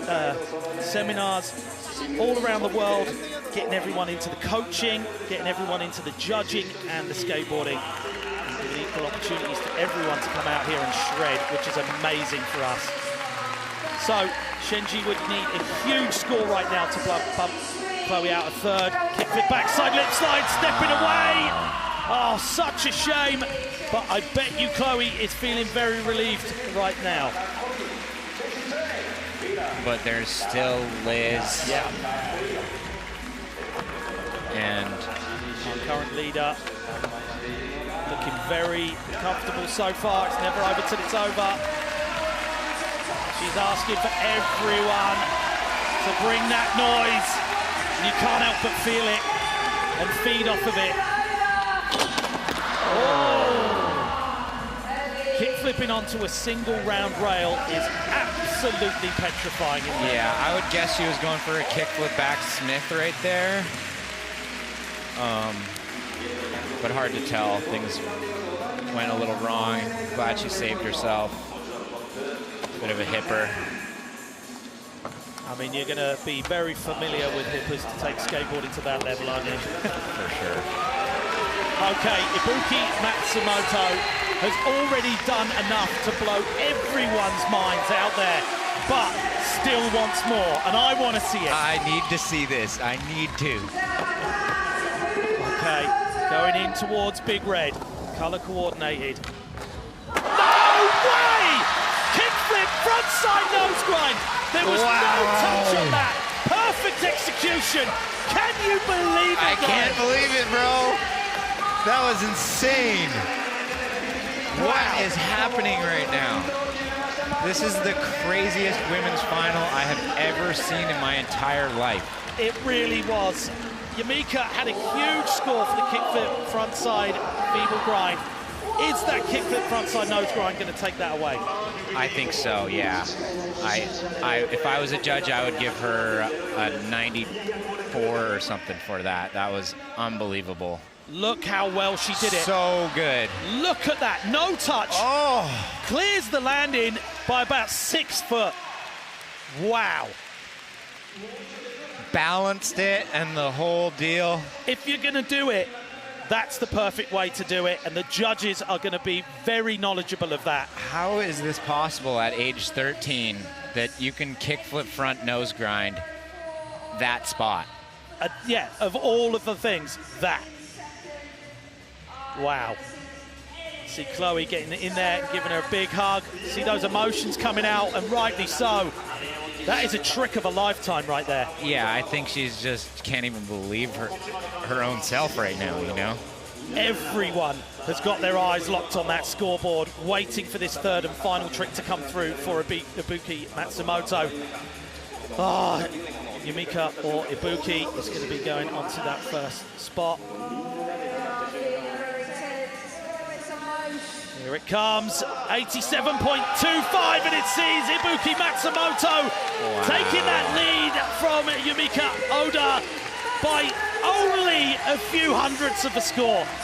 Yeah, and that's why I'm not a judge, because I would have gave her a crazy score. That just got me so juiced. I mean, it's one of the biggest maneuvers ever, and you can see she is absolutely ecstatic, but that emotion coming out, you can't help but cry. I'm tearing up right now myself. Liz Akama, third and final trick. Qualified through in that first place position. Let's see what she's got. Front feeble, front 180. It was really close, but she's all smiles and saying thank you very much. Wow, I don't know where that would have gone. Where would you have seen her sitting at the end of this competition with that trick made? Well, let's see. Certainly around Jewel's score, I think. Yeah, pretty close. She could have knocked out Chloe if she got that. I'm sure Chloe's relieved. And I mean, how well did Chloe do to come back from her performance today? Wasn't coming together. Took it to the third and final run and made a full run. Didn't get the front feeble in time, but it was a full run, and that's what she needed. Yeah, she did need that. And then she was a little bit disappointed with her score. I think she was trying to get that last front feeble in time and just after the buzzer, so she didn't get rewarded for that trick, and she was able to bounce back and do a front blunt big spin down the rail. Unbelievable. Yeah, both done in the last minute, and here are our final results. 8th place going to Chenxi Cui. See Yuanling in there. Nanami Onishi put on a great performance today, as did Liz and Jiyul. But our top three, Chloe Covell blowing minds again and getting into their third place position. Yumeka Oda just in front of her with 160.29 in second place. But Ibuki Matsumoto taking the win out here in KITAKYUSHU with 160.51 and taking home a kickflip frontside nose grind on Big Red. That is a huge trick. Unbelievable. I mean, the three that stand out for me really are the kickflip front nose grind, the front blunt big spin, and just the switch nose grind too is just all, it's all unbelievable. MBDs all over the place as we take it down course side with our winner. Well, I'm down here with our winner, Ibuki Matsumoto. Congratulations. I have our translator, Daiki, here to help me as well. I want to ask you, first of all, going into that last trick attempt, so much pressure. Did you think you had the kickflip nose grind, or was it a surprise to you as well? まず優勝おめでとうございます。最後の式のトライの時にトリック決めたと思うんですけど、トリック決まるっても自分だから思ってましたか？いや、全く思ってなくて、自分で決まって驚いてすごく感動しました。She was really surprised to she actually slowed down the trick on the last set. Slowing down your grace under pressure. You are only 13 years old. Can you tell me what your emotions are going through right now winning in front of a Japanese crowd? すごいプレッシャーもあったと思うんですけど、こういった観客の声援とか含めてどういう感情になりましたか？やっぱり自分でもとても嬉しかったし、みんなの声が自分の力になったのでよかったかなと思ってます。Yeah, she was really happy about it. Also, all the crowds and the sounds is really a motivator to her to Congratulations again on the win. That was a huge success, Ibuki. We're looking forward to seeing more of you headed into the road for LA 28. Ibuki Matsumoto, guys, taking the win here. Back to you. Thank you very much. Great to hear from her. Staying composed, 13 years of age and taking the win on home turf. Ibuki Matsumoto absolutely smashing it. You see Chloe doing some autographs down there. And what a performance from Chloe. So many highlights from today. Let's take a look at them. Third place, Chloe Covell getting that frontside blunt slide and took it to that third and final run to get the full run to come together. First two didn't work out, but you could see she was so much more confident. Getting that kickflip frontside board slide was where everything changed for her. And then coming through with the third and final trick, the frontside blunt slide, big spin, and you can see her surprised to get it done on the way out. Good to see that emotion, and look at the way she did it. Absolutely perfect. All the style for every mile. And continuing with that, second place going to Yumeka Oda. Coming out so strong every run. Solid kickflip board slides, hanging on to the kickflip 50-50. And that backside over crook at the end of the run was the one that sealed the deal. But the kickflip frontside feeble done that well was what powered her up into first place at that point. Look at that, holding on to the frontside feeble all the way to the end of the rail and pinching it with the back foot. And going on to our first place run, our winner, Ibuki Matsumoto. Started things off with the kickflip frontside 50-50. We couldn't believe that up here in the booth. There's the feeble grind and a big frontside 50-50, backside out. And that kickflip 50-50 at the end done so well was a big changer for the run, but it came down to this kickflip frontside nose grind done absolutely picture perfect. And that's what accelerated her into that first place position. One of the biggest tricks we have seen all weekend. And you can see everyone super hyped to see that happen. What a show, so good. And that means we're gonna be changing up our women's world skateboarding ranking. See Chenxi there in 10th place, Miyu Ito. And in the middle of the pack, we got Yumeka Oda there, jumping up a position. Funa Nakayama, Liz Akama, Haisa hanging into second place, not here this weekend, but just graduating recently. Congratulations. And Koko Yoshizawa still up there in that first place ranking from Japan. Let's take a look at the lower page. Nanami Onishi, who we saw in the competition, jumping up 2 spots, as did Yuanling with the 6 spots, jumping hugely. Wenwei Zheng from China as well, increasing. Paige Hain ending out on that 20th position, down a couple of positions. You can see every competition changes up that ranking. It's time to take it back down course side with Chloe Covell, Ryan and Alex. Hey, thanks so much, Mark. I'm down here with Chloe Covell and as well as Ryan. Thanks, Ryan, for coming and joining us down here. Chloe, that was an emotional final. Can you tell me a little bit about your process going into that last trick attempt?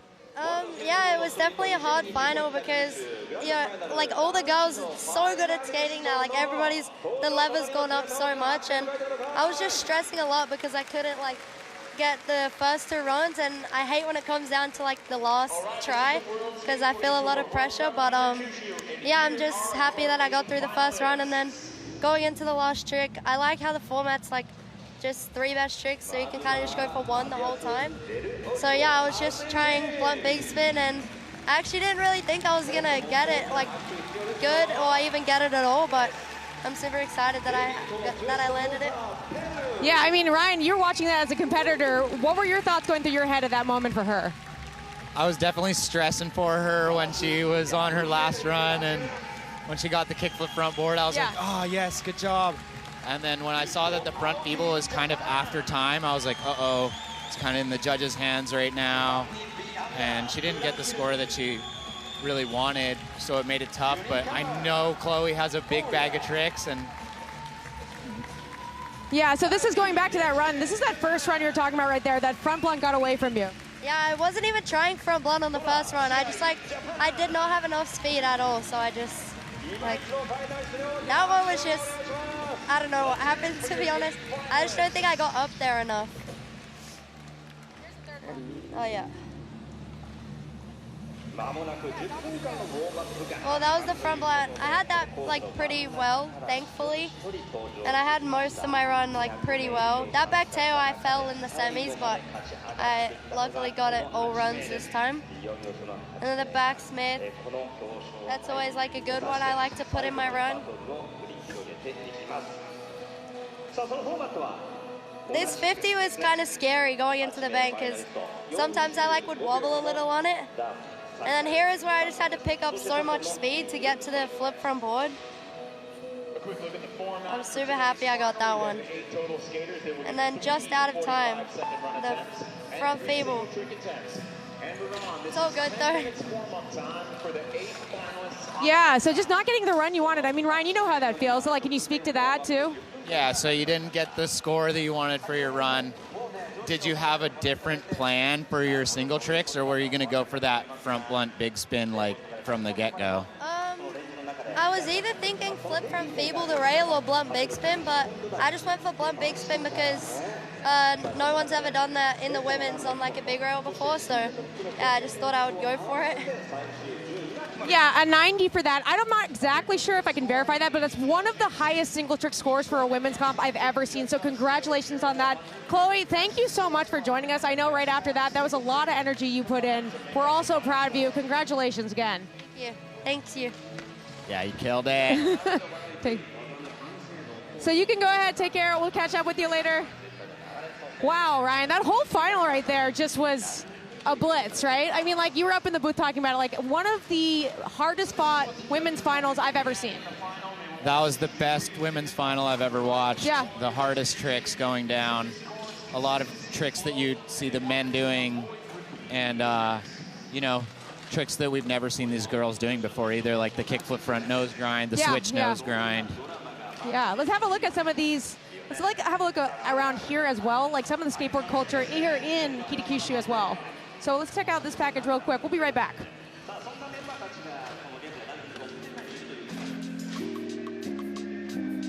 スケートショップを、することができてすごく光栄です。福岡で、もう生まれも育ちも福岡で、福岡で育ったんで、ここで、できてるのは非常に嬉しいことです。今、グラビティはスケートパークを、運営しているんですけど、滑るところが、そういった背景から今、スケートパークを作ってやっています。北九州のスケーターと、福岡のスケーターはもういつも、ショップがグラビティというショップがあって、パークもあって、ローカルのスケーターたちと、そういったこう上下の関係なく、みんなでこう交流できているというのがすごくいい影響になっているかなと思います。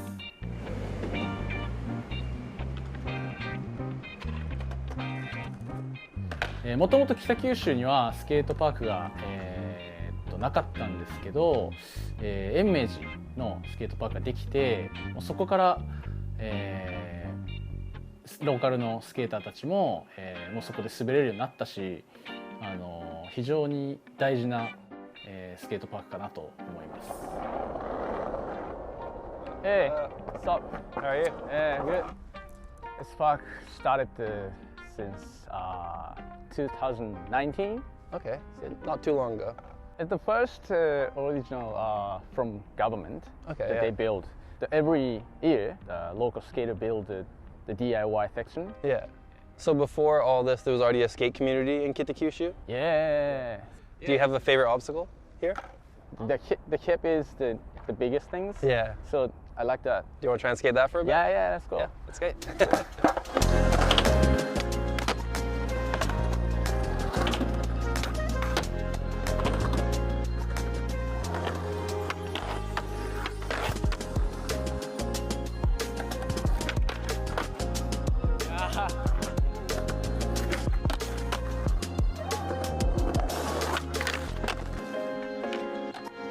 Wow.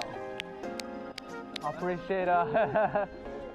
Thank you so much. Now let's get some food. Yeah, we deserve it. Get some food, yeah.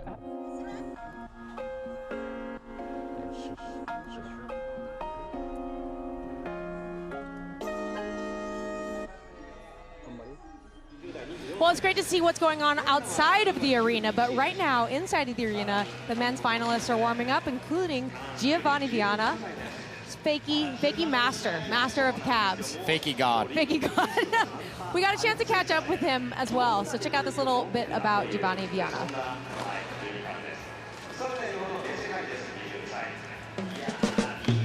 I think the reason about I started skating fakey because when I was young, my dad used to watch a lot of skateboard videos, and for some reason he just drove like for me like, why you don't do half cab board slide? Because when you do half cab, like your front truck is already in the top the rail and the rest is just a board slide.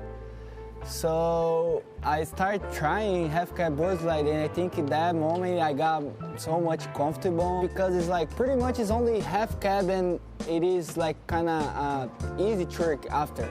So I think that's why I got comfortable on fake things. I think the first like memory fake trick that I did is on my first part for primitives like encore. I was doing already like full cab hurricanes, but I never did a full cab hurricane back to straight. It's the first time that I did it, and the only one that I really did it, that trick is on that moment, so that was really special for me. I'm gonna say the last from World Skate, the full cab Bennett. I'm gonna call full cab Bennett, but you guys can call whatever you guys want, full cab Bennett or full cab switchback Smith.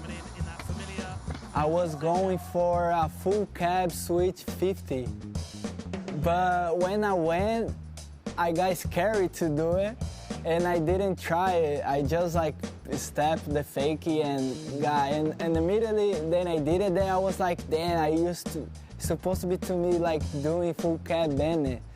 And I just like went back to the Brazilian Confederation with the Brazilian team. I was like, I got scared, boys. Sorry. And I'm gonna try full cab Bennett.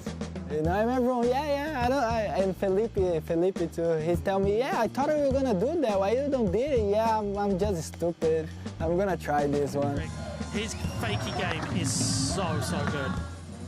That was kind of mind-blowing for me too. I was like not expecting really landed how I landed, you know? And it is like for first try too, it's kind of crazy to think like I just did it first try, you know? So I got so much impressed of myself too in that time. 96.93, a whopping score for Giovanni Vianna from Brazil. Wow, well, Giovanni Vianna, he's got it. I mean, he's got the magic touch right there. Ryan, how are you feeling right now? So stoked to watch, but I got to get back up there. That's fair. Okay, Ryan, go get back to the booth. Men's finals are going to kick off in just a moment here, but we got to find out how we got here. Semifinals was a blitz yesterday, and we got a look back right here.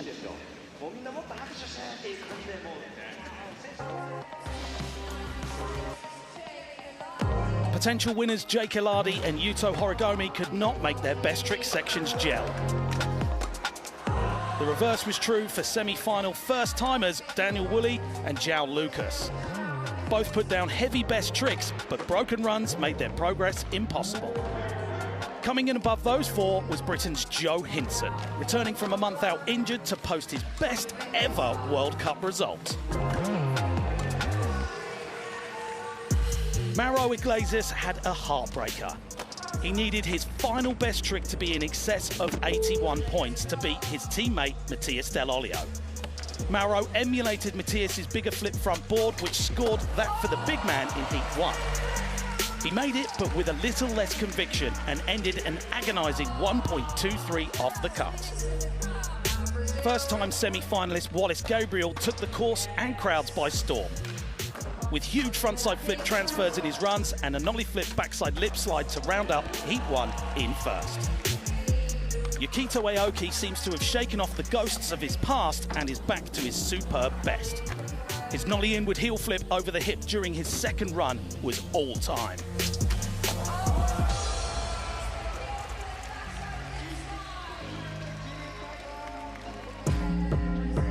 Above him lay an indisputable top four. Brazil's powerful and inventive Giovanni Vianna, Korea's next-level new wave glider Juni Kang, and Kairi Netsuke, who posted the highest run score of the day. The generational talent that is Sora Shirai remains in pole position, and it will take something earth-shaking to unseat him.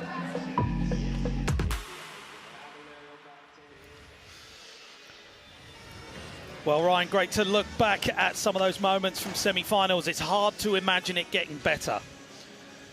I didn't think it was possible, but we just saw it in the women's, and I think we're going to see it again in the men's. Yeah, here we go. We'll be starting things off with Matias, Dell, Olio out of Argentina. Great to see Deivid, Tuesta getting in the mix, but our top three, Juni Kang, Kairi Netsuke, and can anyone take the win off of Sora Shirai today? He's got first place all the way through so far, and I think he wants to do it again. I mean, I wouldn't be surprised, but someone who's definitely going to be challenging that is this guy right here, Matias Del Olio. He said earlier to me it was a tough one, watching and waiting to beat his teammate to get through from Argentina, Mauro Iglesias. By such a small margin, he stayed in and went through to finals today. He said he had to leave the hall 3 times because he just couldn't wait and watch. Yeah, and they're pretty good buddies. Matias is a little older. He's been helping Mauro and stuff here and there, so. Okay, run 1 of 3. That's a way to start your run off. Big flip front board fakie. I love the way he uses those quarter pipes as well. Front side blunt to spin it back round. Speaking of spinning it round, there's the nollie heel flip. 270 over the hip. Matias, do you think he's got spare boards with him? Because he does like to snap them. Yeah, I think he's got it. He's got it figured out this time around. Definitely figured out this run so far. Did you see that? He landed for a millisecond from that 270 lip slide and had his eye on the timer already. Yep. 360 flip, no slide, on the buzzer. Absolutely perfect run. There was no falter on any of the tricks there.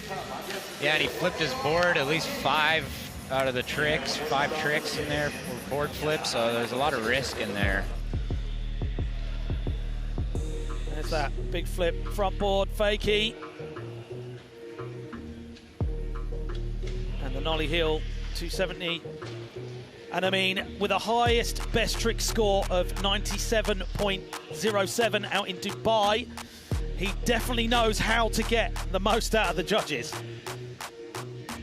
360 flip, no slide, and landing perfect. There's all love out there, waiting for that to come in. 74.51. He's happy with that, and he should be. Yeah. That is a very good score to start things off. But we know he can put those extra sprinkles on that run he's just done there and upgrade. Yeah, and that's a great way to set the bar for the rest of the contest and for him just confidently moving forward. So first finals ever for Deivid, Tuesta, Mota. This guy is like a little fireball. Yeah, I mean, he is passionate and he's throwing everything he's got at it. He knows he is absolutely hyped to be in the finals, and starting things off with a nollie 180 nose grind 180 out is a very good way to go.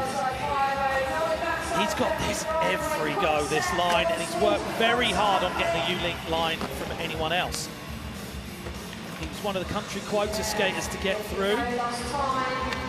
When we first saw him getting involved in the WST, and you can see why he's remaining on the tour. There's the frontside kickflip, nollie heel to back it up. See him glancing up at the time there.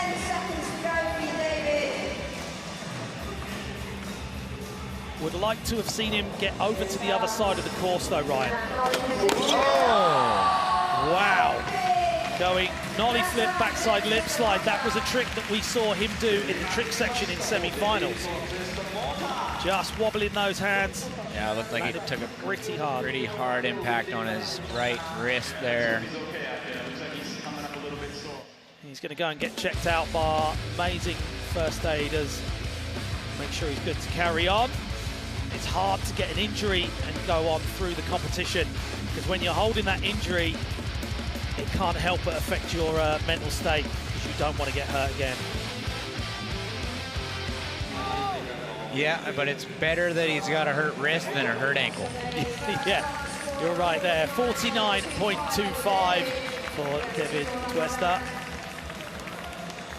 Mota. Okay, Wallace Gabriel. This is one of the standout skaters of the whole week for me. Definitely. Awesome trick selection, great style. He's got it all. Starting things off with that nollie frontside crooked grind, kickflip front board. And it's these back-to-back tricks that are really helping him. But this is the one that I'm hyped on. Whoa! Holding on. Yeah, it still made it look really good. Yeah. Backside Smith. And the kickflip back lip.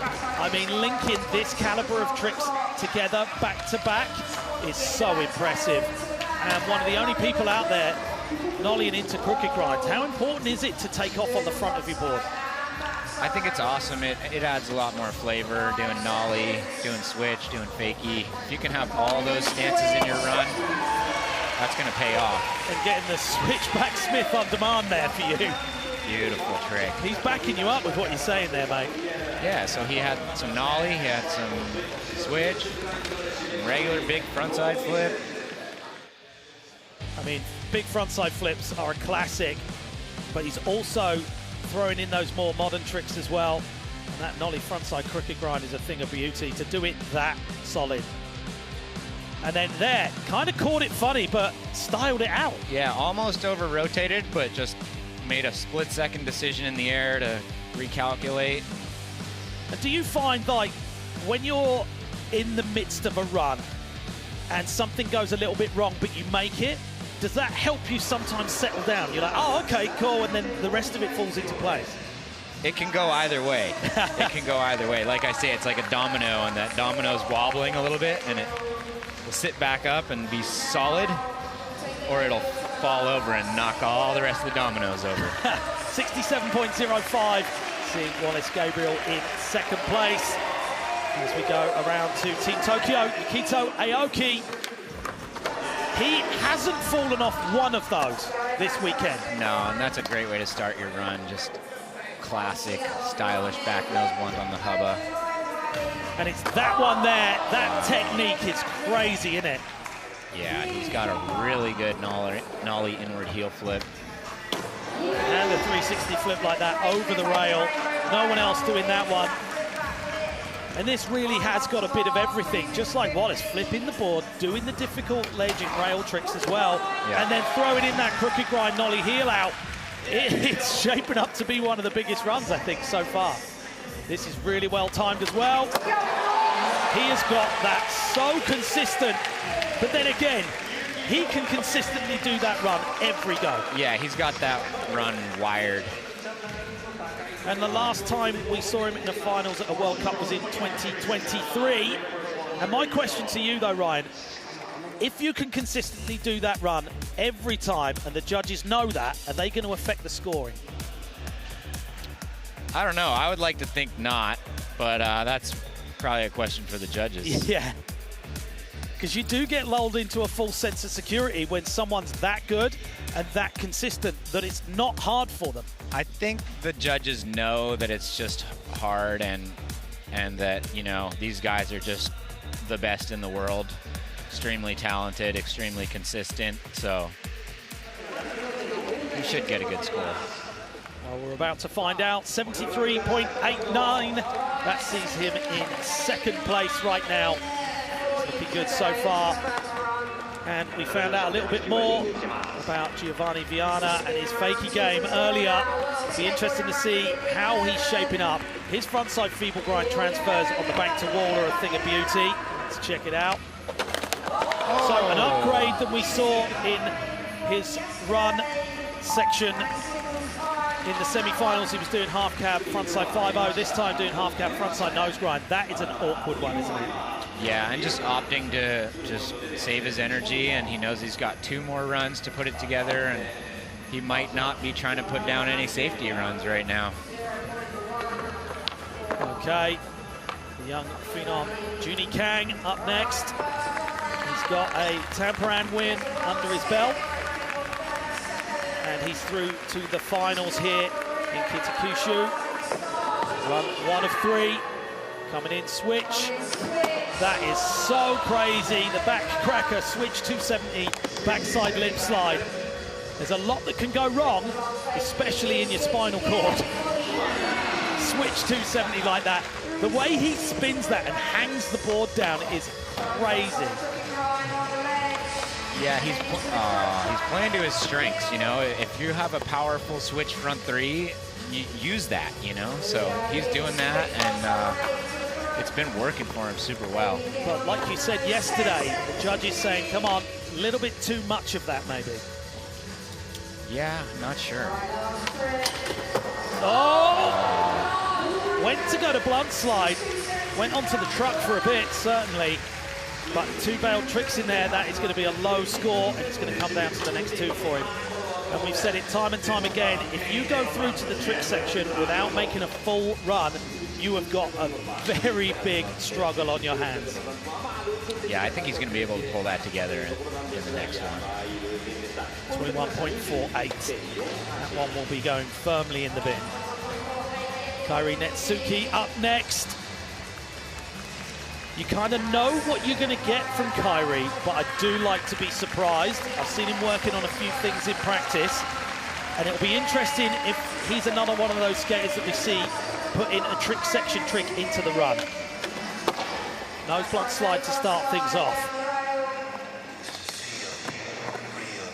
Team Japan have been so dominant in the competition circuit, no matter which one they're on. That full cab heel is amazing. He's the only one doing that in the contest. Thought that a little bit crazy, but all good.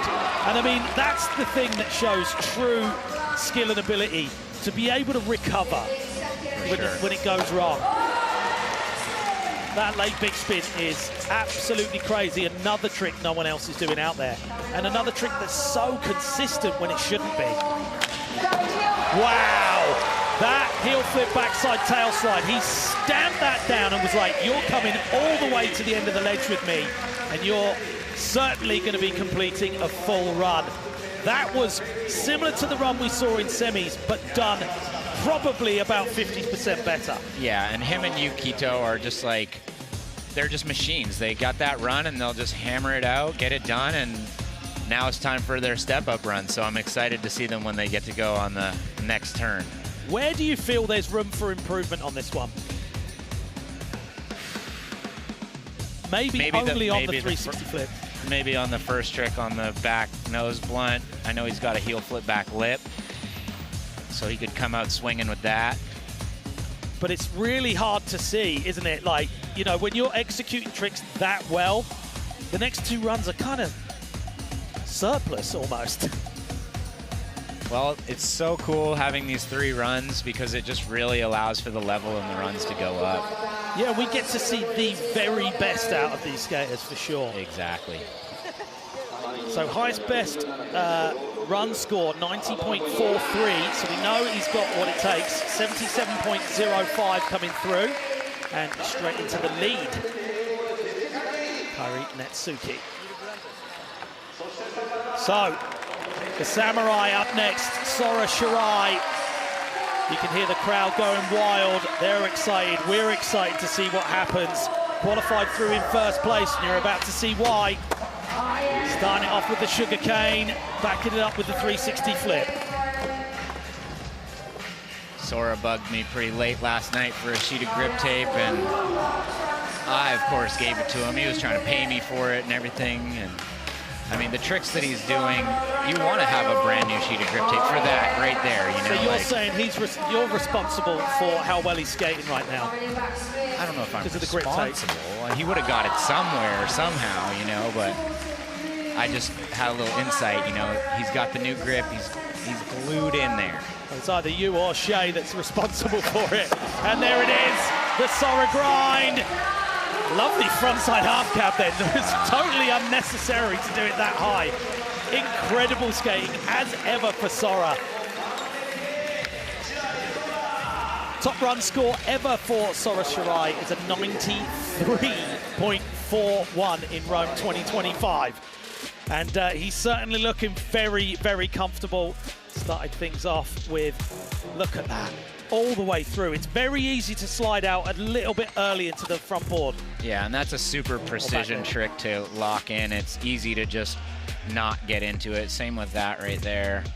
But no one else on the course doing that trick. No, super awkward going backside into those tricks. Usually we see those tricks done front side. And I love the way he does that signature move. No tail. Yeah, full balanced, always. And what an awkward trick. It's Front hard. 180 fakey 5-0. It's hard when you do that trick to not hit the ledge on the way up.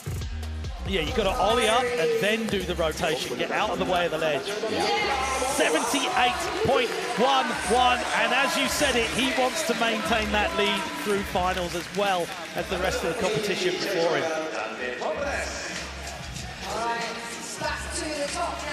Okay, we're going back to the top of the heat. Matias Dell Olio, who is now sitting in third, 74.51 on the board already. We know he's got some really big tricks that he can throw into a run. He's very consistent with some of the big spins out. He can flip in as well. Very excited to see where he goes. 360 flip, no slide to start things off. Matias spends a lot of time coaching people in Holland as well. Yes. Out there, giving back, giving his expertise over to the next generation. Okay, half cab, no slide. Nollie heel out. He had to stretch his legs away from his body there to get hold of that. He's really good at that trick. Oh, and he's upgrading small things over on the quarter pipes. That's cool to see.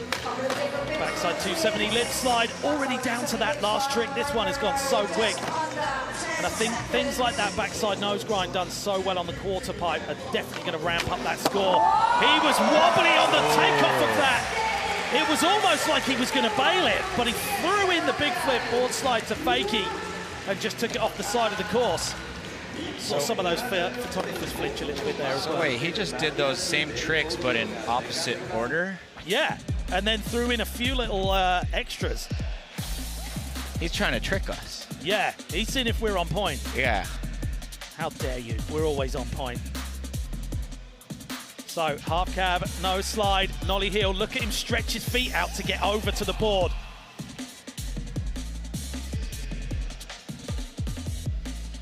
And then, right here, he had to wait for the board to come round, didn't he? Got the sky hooks in action. Big flip, front board to fakie. And we got that score coming in. Let's see. 73.52, won't improve, and that proves that he's not going to trick the judges either by doing a different mix-up, different order. He might have had something different planned for the end and just was, you know, kind of rushing it or, you know, not ready. Yeah. And just like, oh, I'll just go. I think maybe he was going to try the bigger flip front board at the end, but. If you were Deivid right now, what track would you be lining up to skate as you drop in for your second run attempt? DMX. All right, okay, straight in. No thinking about that. Yeah. Oh, DMX, straight away. Only I can stop the rain. Here we go. Nollie 180 nose grind, 180 out. You can see him smiling as he pumps away through that one. That folds over so crazy, and he's just waiting for it with his feet. Yeah, it's like he's got a really good little technique going, and it seems super consistent. Like I was saying on that, oh, that was done way better this time. On that first run, I would like to see him head over to the other side of the course and get that use of course score going. I was skipping past that nollie heel that time. I think we might have something special in store here. Is he going to go back to the nollie backside flip lip? Yes, he is. Just missing that landing, and he now knows that it's going to come down to that third and final run. He needs to get a full completed run, and I think what he was doing there, missing the nollie heel, maybe he was just feeling the nerves a little bit. Yeah, and just making sure he's really ready for that nollie flip back lip, because that's a single trick for him that he was doing yesterday, and you know, you want to just be focused and have as much energy as you can. Okay, Wallace Gabriel looking calm. Got a big score on the board already for run number 1. 67.05. He's going to want to improve on that now. He's seen what everyone else has got in store. Starting off the same way. And Brazil have always had such a big influence on skateboarding. Just missing the frontside kickflip. I think that's the first one I've seen him miss all weekend as well. Yeah. Yeah, before Japan came in super strong, it was Brazil that was dominating for years. Yeah, there was that Brazil-US kind of crossover going on. Japan came in the mix. But Brazil has a legacy in competition skateboarding, and someone who's going to be carrying that flame in the future is definitely Wallace Gabriel. Switch front board to end it off.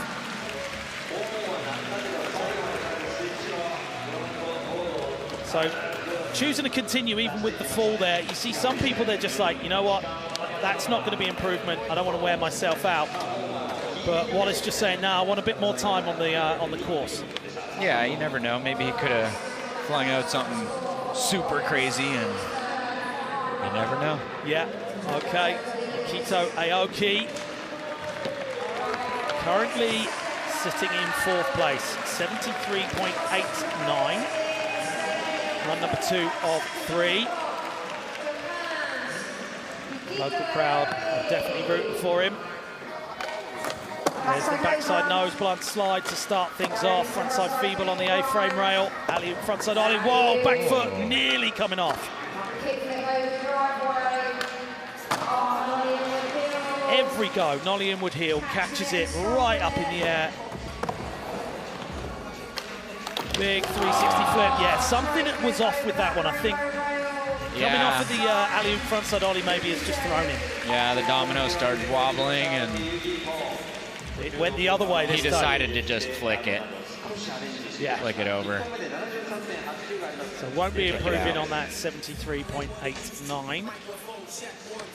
We'll be relying on that 3rd and final run, but that is a big enough score to be able to take the win. And Giovanni Vianna fell on his first trick. Got scored for the drop-in though, looks like, 0.10. Yeah. So coming in, fakie, half cab, frontside nose grind, stamping the landing straight into the front blunt. How important is it to stand out by doing tricks that no one else is doing, Ryan? Super important. I mean, it just separates you from the rest of the field straight out the gate like that. Half cab nose grind that he did. Nobody else is doing that. Heel flip front board there. Not too many guys are doing that. It certainly works for Team Japan as well, doesn't it? And then things like that, pop, shove it, revert. So good to see, but it does give him the line to be able to get across to the other side of the park as well. Yeah, it's a smart move, and it's a classic Stevie Williams trick right there. Wow. So, frontside half cab, backside 5-0. One of the most petrifying things to do down a Hubbard ledge. Yeah, and we saw him do that yesterday for the single tricks, and it was a pretty good score. So add that into his run with a harder trick to start too. I think he's going to get pretty well rewarded for this run. Yeah, he's definitely saying, come on judges, are you paying attention? That was almost round to front crook. Blunt slide all the way over that arch rail and straight into that heel flip frontside board slide. And he's one of the most powerful skateboarders out there today. Just sheer pop and explosiveness. The backside 5-0 from that frontside half cab. And I mean, Roger Mancher in your corner, you're going to do well, right?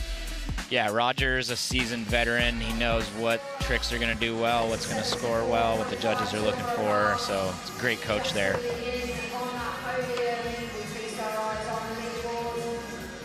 Yeah, Team Brazil are so dominant in skateboarding, but some of the bigger names not making it through today. Yeah, and a couple guys just aren't here. You know, Felipe Gustavo is having a baby soon, so he didn't make it out. It's a little too close to the due date. He's going to be a new dad, and who else do we got missing? Oh, 75.25 coming in, seeing Giovanni now in that third place position. He's looking very happy. It's a great score to be taking through. Okay, Juni Kang, one of the new generation that is chasing some of these veterans that we've seen out here and making it very hard for them on the course. Coming in, switch, 270, lip slide. No. Almost going out to fake, he's changing it up. Ollie Blunt for speed. Yeah, and I mean, that first trick that he was trying there, don't be fooled. That is extremely dangerous, difficult, all the above. Yeah, not quite coming together for him. Having problems with that crooked grind, nollie heel flip out today. And it's going to come down to that third and final run for him. He's looking pretty chilled. It's tough to not let it get to you though, isn't it? Yeah, I mean, he's not as seasoned as these other guys, a couple of them. So he might be feeling a little bit of nerves. It's been a long week too. He could be getting sore, bored of doing these tricks. Yeah, and having to skate in the quarterfinals as well. He skated a lot this weekend. Kairi Netsuke in with the backside nose blunt slide to start things off. Big backside kickflip over the driveway.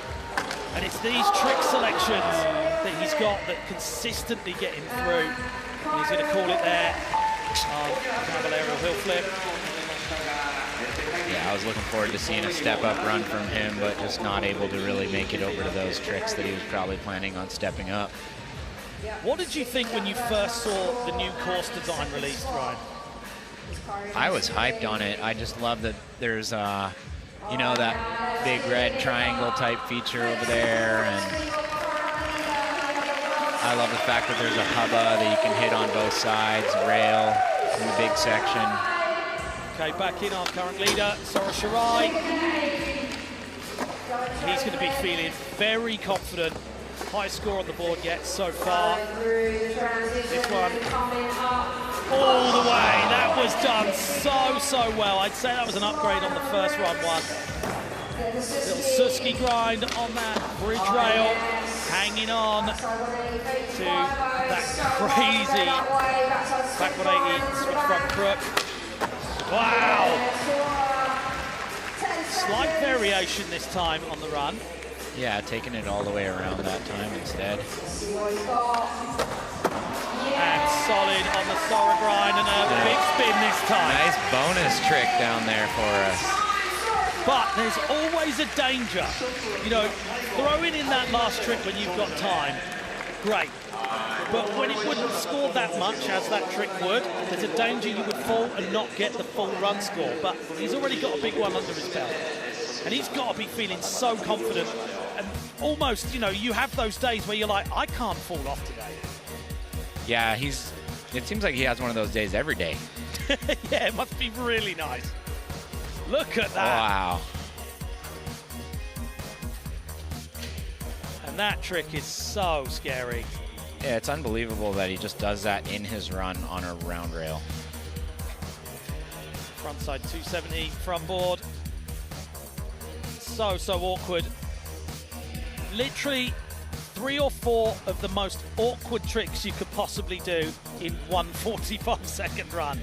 Totally. I don't think there's going to be too many people replicating that type of a run anytime in the next 10, 20 years even, you know. Oh, and jumping up another 2 points ahead with 79.77 on the board. Sora Shirai looks unstoppable right now. And now it's round 2, third and final runs. For some, this is going to be the last chance to get a full run in the bag. Someone who's got 2 full runs so far is Matias Dell Olio. See him doing some focus in there. Breathing. Yeah, he's really good at getting in the zone. Yeah, you see some people, they're just like, yeah, smiling, let's go. That's their kind of way they reset. We've got Matias just taking a moment there before dropping in. Oh, just missing the big flip. Front board, he's saying, yeah, I'll call it there. Conserve some energy for the next section of the competition, which will be 3 tricks. So just a reminder of our format today. We have 3 runs, best run counts, and that will go together with 3 trick attempts, best trick score counts. The 2 will be added together. Okay. Didn't quite come together for Deivid's second run. Falling on the nollie, backside kickflip lip slide. Come on, Deivid. Time to take flight. To him right now? I'd be like, it's time to take flight, buddy. This is your time to shine. Yeah. Go out there and do it. I think that was one of the best versions we've seen of the nollie 180 nose grind 180 out. Can't believe how consistent he is on this line. Hangs that front foot around, waiting for the board to spin and just plants his foot in bolts. Yeah, he's really got that little combo dialed. It's nice to see.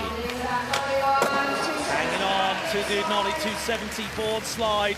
And being that consistent on that trick is absolutely incredible as well. Yeah. There's that nollie heel flip this time, so he's certainly looking better, and he's looking a little bit more confident. He's going to need to take that confidence through to this last trick. Oh. See there, he's like, no way, the board just didn't quite get round to it. Well, that's really frustrating when you just got everything all perfect and you're going up there. I saw him take a big, deep breath and, you know, get ready, here it is, and just didn't come together. That would have been a good score, too. Yeah, I think that would have been a great score for that run.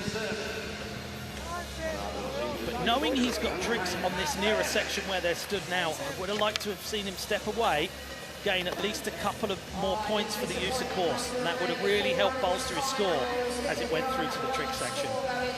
Yeah, there's probably a little bit of strategy that he could have played to set himself up a little better, but he's going for the gusto. So, 67.05 on the board for run number 1. Wallace Gabriel back in the mix. Oh, catching the back wheel on the kickflip front board. He's hustling to get back in there. Straight in there, boosting over that gap. The backside Smith grind. So consistent on the kickflip backside lip slide. He stamps in that. The board doesn't even flex. Oh, it's got away from him now. Backside tail slide. I think he might have a little go. Get a free bit of practice time here on the last trick. Coming in, switch. Kickflip front board. Okay, that's a little insight into what we might see in the trick section. That'll be a big, big score, but with a 67.05, do you think it's possible? Maybe. I mean, we know that he's got the nollie flip back lip on that rail that he did yesterday. That'll be a good score. Hopefully he can pull it off. I can't remember what it was exactly, but... Yukito feeding those DJ Redbeard beats. Straight into the back nose blunt. Front feeble, so this is where it all went a bit squirrely. He stepped away from it this time, the alley-oop frontside ollie. And, you know, if something's not working out for you, it's quite important to just let it go sometimes. Yeah, and that wasn't a big scoring trick by any means that's in his run. Oh, he did well to hold on to that. We've said it earlier, it's knowing what to do when things go wrong. Oh, wow, okay. Now this is definitely going to put the cat amongst the pigeons. Coming down to last trick. Nollie big spin, backside lip slide with that upgrade. That is going to be a big score coming through.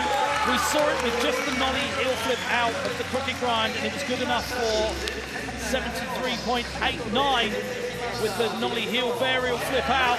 I think that's definitely going to be an upgrade. Yeah, I hope we get a replay of that. That was crazy. I was totally like thinking, oh, the crook nollie heel's a little risky. Hopefully he doesn't mess that up. And then it started spinning in a different direction. I was like, what's going on? He's like, yeah, shut up, Ryan. I'll show you risky. Yeah. That he did well to get away from. Truck on rail whilst in a back lip. Oh, look at that. The way he landed was so cool. And then, fun fact, I heard he's never, ever bailed an ollie big spin back lip. No. Even when he first learned it. No, I'm kidding. It looks like it, though, doesn't it? I was about to say, I think I've seen him. I mean... No, but he's got him wired now. That's for sure. So, let's see where he's going. It's going to be up there, 78.17, which is good enough to jump into that second place position. Would I be right in saying we've seen no one hit Big Red yet? You are right, yep. Interesting. Not yet. Very interesting. Shows just how gnarly that obstacle is. Yep. Also, the brown out rail as well. No one stepping up to that one. You're right. Giovanni back in. Half cab, front side nose grind. That view was crazy. There's the upgrade. Wow. Front side, blunt slide, shove it. You can see how long he has to wait in the air to get out of the way of the hubber for the half cab, front side nose grind. And then stepping away from the front side feeble. And just something small like that throws off, you know, and you're just like, why did that happen? Why did I slip out? Well, we know he's going to come through with some of the biggest tricks for best trick. He's got through to this stage of the competition before.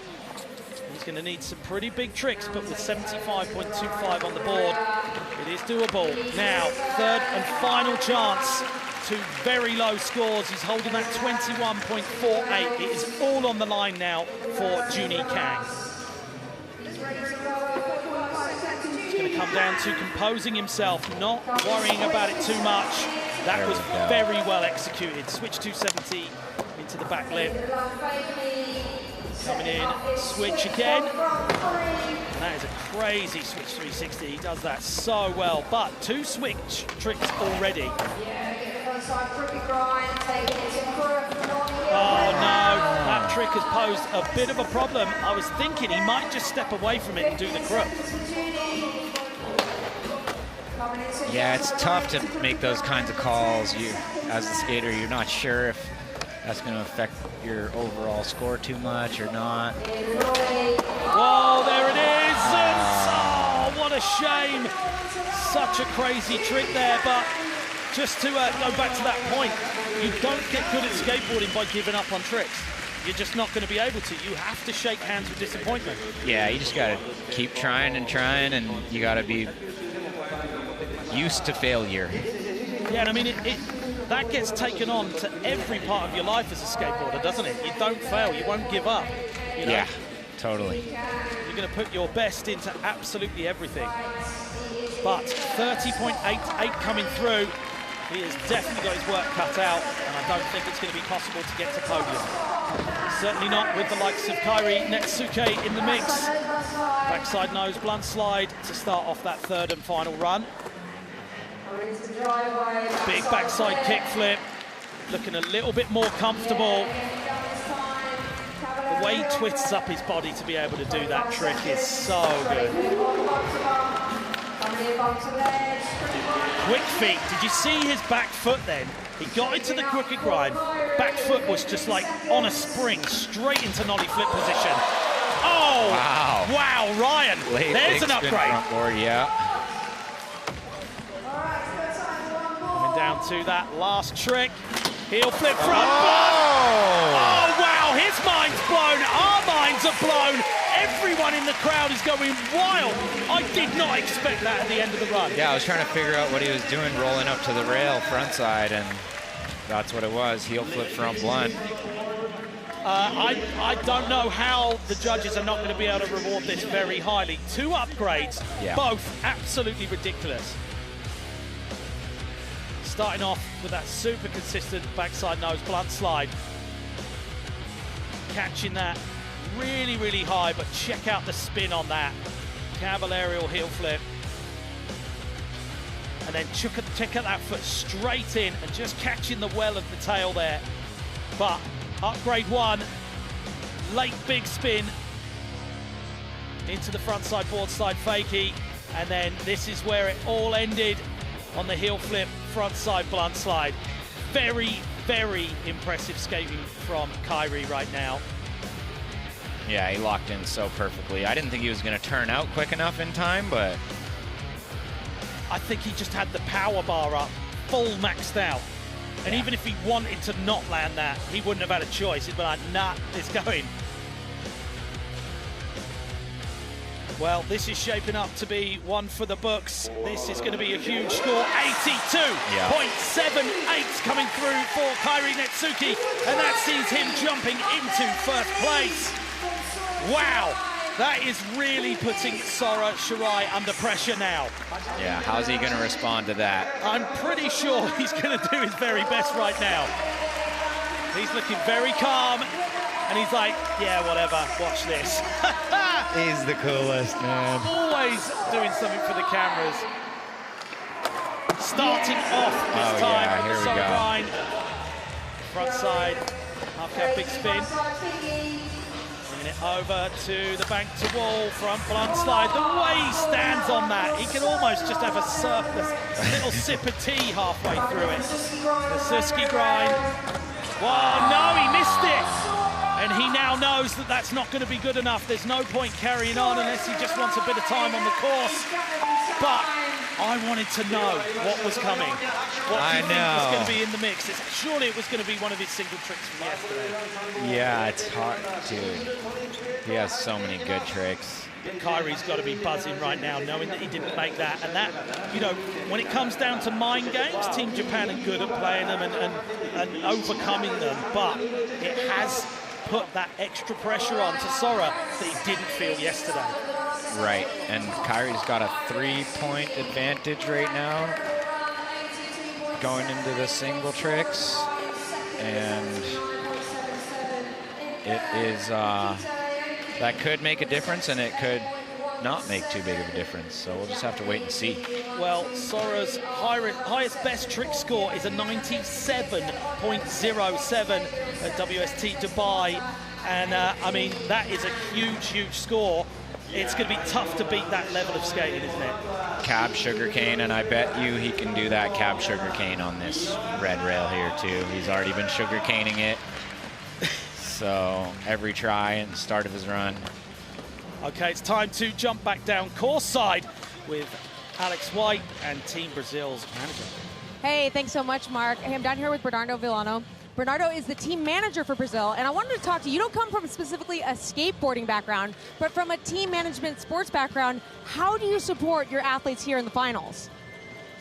So we are here with a big team. We have psychologists, physiotherapists, coach, technical video, filming. So besides being an individual sport, we believe that this team approach can leverage all of them together, you know. So we are sharing knowledge, we are sharing resource, and that makes everybody comes up together, you know. I think that's what we are trying to put into a really strong project together with the Brazilian National Committee that support us, being here also. So it's really a big team work, looking for what we can offer to them so they can leverage the level. That's a perfect segue into what is the core of the Brazilian skateboarding team? Like, if you had to sum it up in one word, what is Brazil in skateboarding? Maybe the will of overcoming challenges. I think that, you know, they feel good about being challenging each other and try to overcome their idols. So here we have Wallace. He just came from a search that we did at the beginning of the year. So we choose between 12 athletes. He was one of these. So João Lucas the same. Ivan Monteiro also made final in Rome. So they are new on this world here. Besides being high quality skateboarders, we are bringing them here together. Let's do it. Oh, we got to see him work right now. Thank you so much, Bernardo, for joining me. Get back into the best trick right now, starting behind us. Thank you very much, Alex. The will to overcome challenges. That's a nice thing to have, for sure. Good to hear some insights there about Team Brazil. As we go on to our trick section. As I said before, highest best trick score for our first rider, Matias Dell Olio, is a 93.23 from the World Skateboarding Tour Rome 2024. Switch, kickflip, backside tail slide. Are we going to see him return to that one? We know he's got the half cab, no slide, nollie hill 270. Yep, I saw him do one in practice earlier, so. Okay, starting off with the bigger spin flip, frontside board slide fakie, like it was nothing. That was a walk in the park right there. Yeah, and that was a smart move. That's a, you know, for him, a safer trick. He knows what score it's going to get from earlier. You know, do a little math, and that's going to put him to the top of the leaderboard because nobody else has got anything, and then you can figure it out for the rest. Yeah, and I mean, getting that score in there, that gives him the ability to just really go all out on the next two tries. Yeah, and I think he did that even better than yesterday. For sure, 81.77, 156.28, and he is very happy with that. And a confident Matias is a dangerous Matias, isn't it? Yeah, you're right. So, are we going to see some redemption from Deivid? I think he deserves it. I hope so. I hope he can get the nollie flip back lip or whatever he's trying, just because he just kept not getting away with that last trick in the run, and it was frustrating. Certainly looks like he's going back to it. Oh, there to we do go. it first go like that. First go and shooting the bow. Yeah, shooting the bow. That was, I think that was better than we saw in semi-finals. Perfect execution. Let's check out this replay. Again, missing the pop, I think, on the nollie. I think that it's working for him, though. It just helps the board just roll right over into the nollie flip back lip.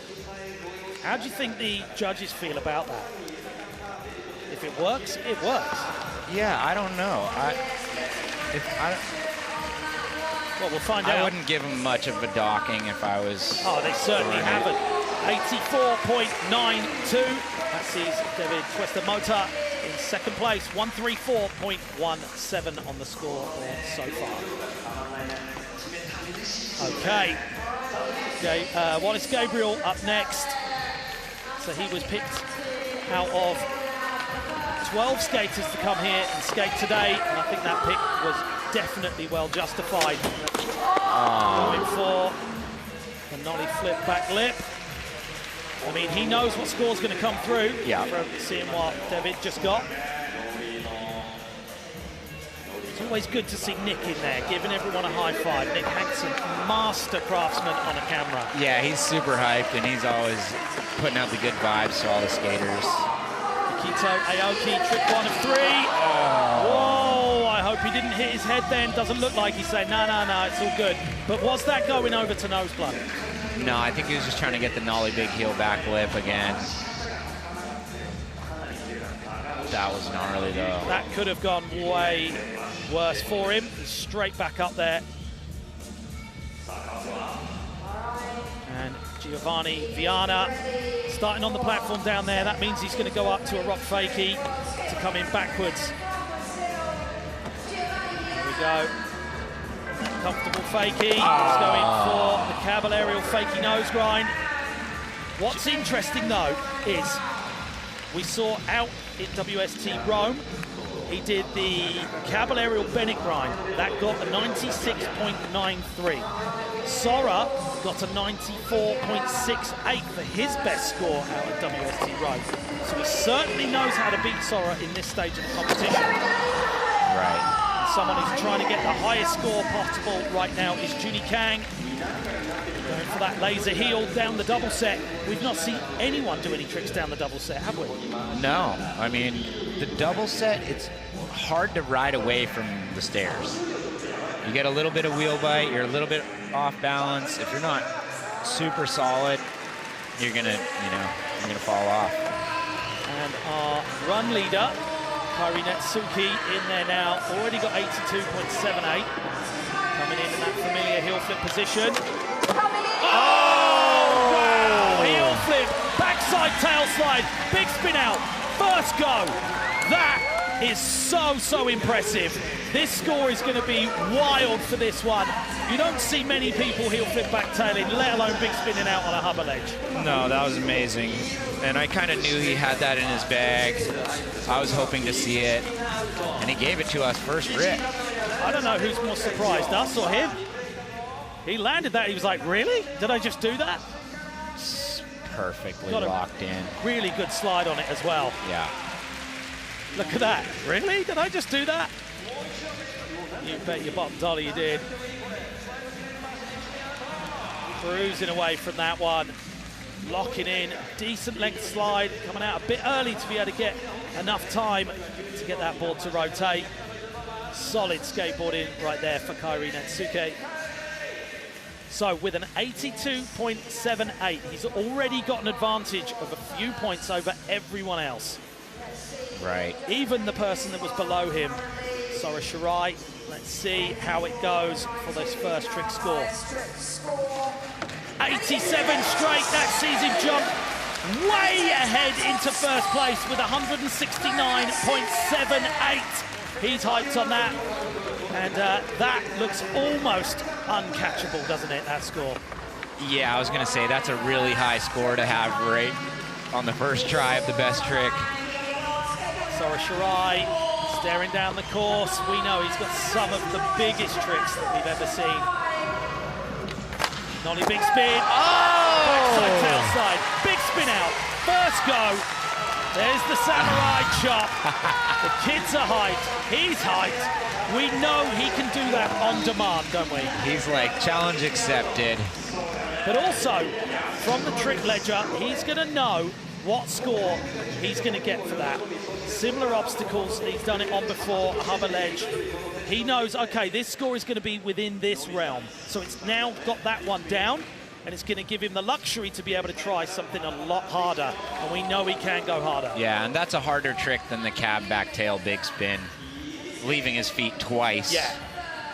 Yeah, the room for error is so much more there.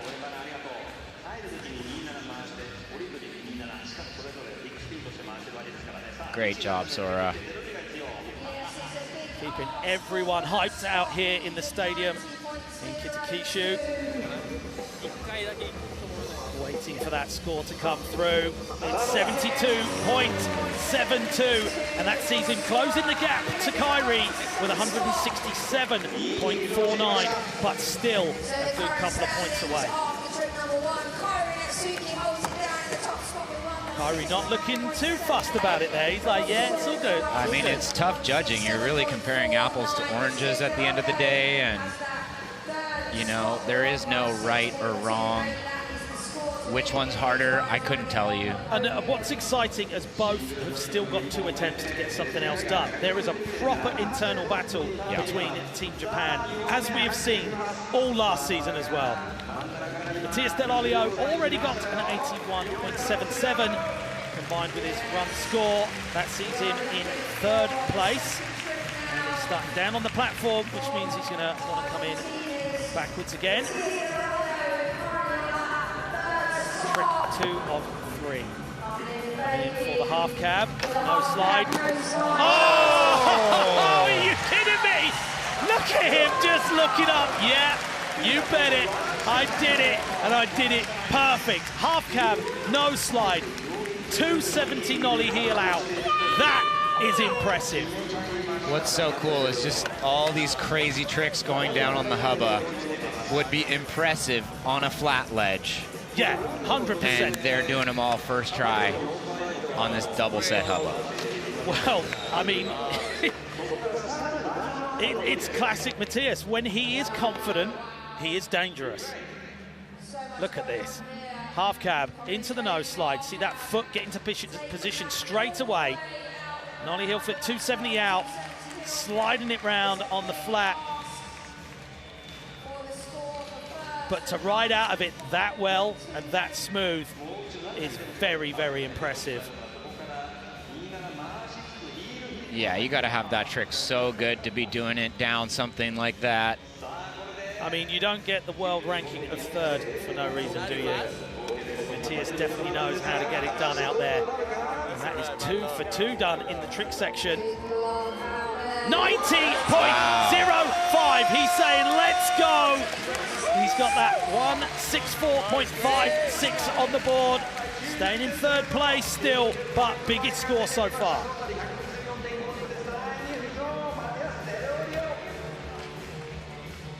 Kairi Netsuke still staying in that first place position. And we're back round 2. Deivid, Tuesta, Mota. This is getting crazy. Trick 2 of 3, just giving his board a bit of a wax. Just a little insight to where he's going. I think he's going to go for this nollie back 3, back blunt. I was asking him about it. And he's like, yeah, I want to do it. I want to do it. If you want it enough, it'll happen. Oh, getting caught up. That trick is so gnarly. You're literally just waiting to see if you're in blunt slide, right? Yeah, I honestly think they must be going by feel. Like, oh yeah, it feels like I'm locked in. Yeah. Commit. Maybe I'm there. I'll Yeah. commit. And I mean, there's something to be said about the art of bailing as well. When you don't land something, you can almost like hang in the air a little bit and then land and roll and spread the pain. Yeah. Wallace Gabriel, trick attempt 2 of 3. Yet to score in this section.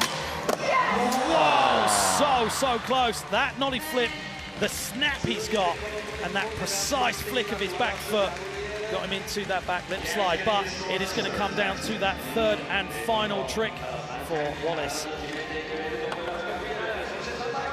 We saw him on a bit of a better form in semi-finals. It's hard to unsee what's been done so far. But Yukito Aoki back in the mix. There it is. Wow. Big spin nollie heel back lip. That's one of my favorites. That just looks so good. High risk. Definitely high reward. Yeah.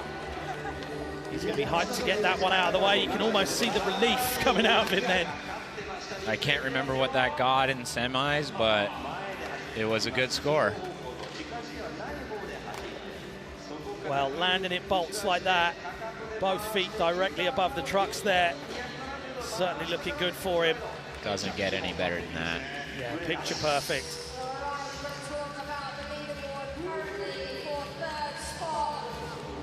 Always the hype, always the hype.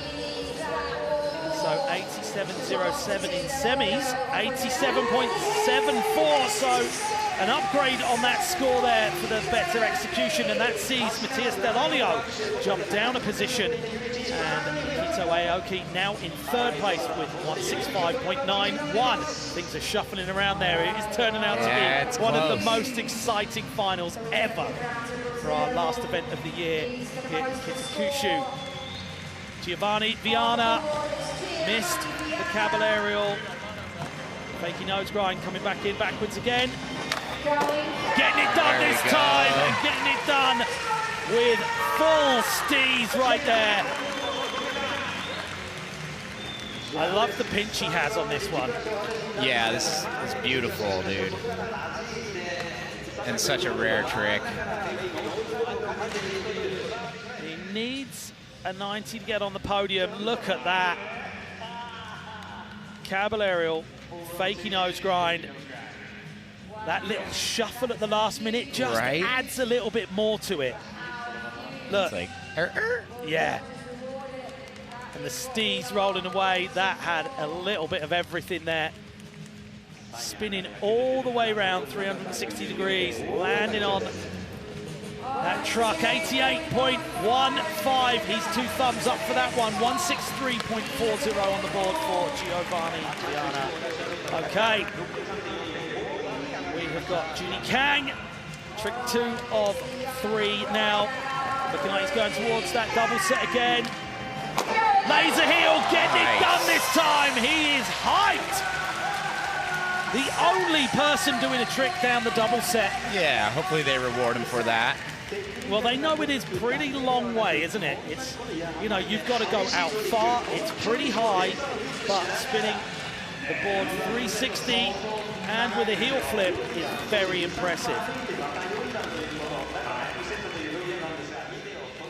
It's got to feel good to get one of those tricks after, you know, not having the best run and really keeping that hand away from the floor. He did well to hold on to that, didn't he? Yeah. I really want to see a great score come through for him. 30.88 from the run section. He's just getting it done out there and showing everyone what he's got in his trick bag. 82.48. He is happy with that. And up in with 111, 13.36, sitting in 7th place. Okay, round 2, our current leader.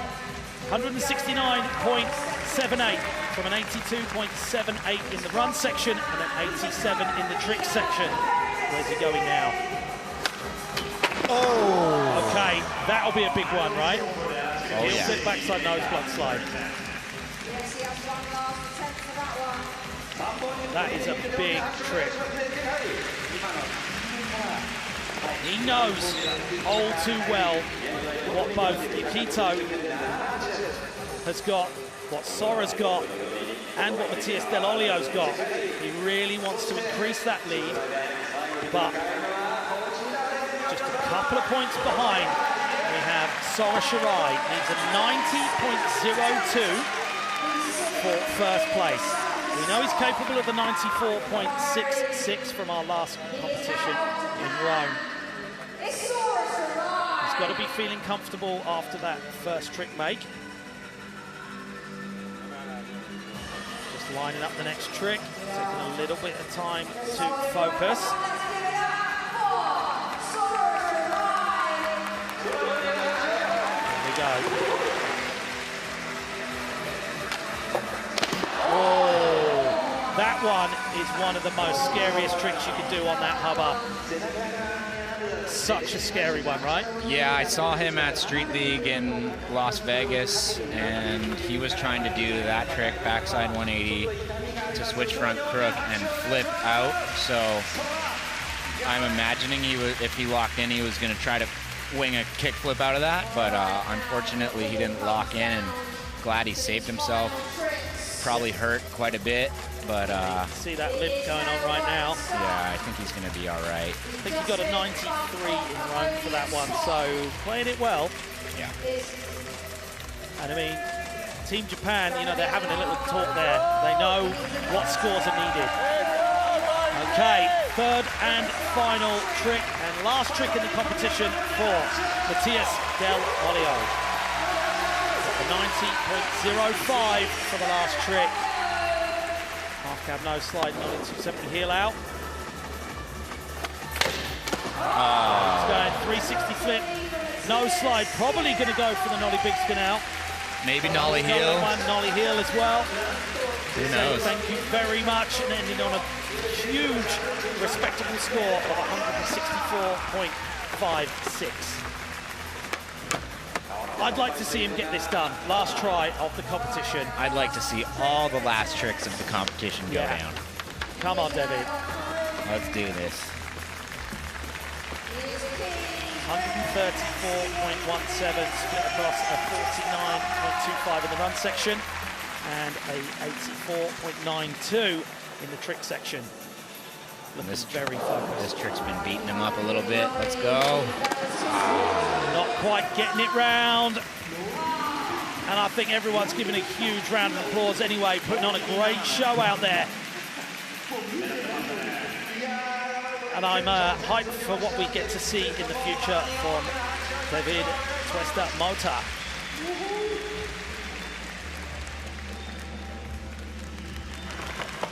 Okay, yet to land the trick.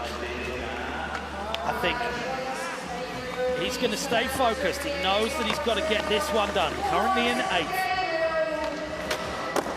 Oh, no way. Just slipping off the back of the board there and couldn't get quite together, but coming out of nowhere and getting shortlisted from 12 to come to this competition.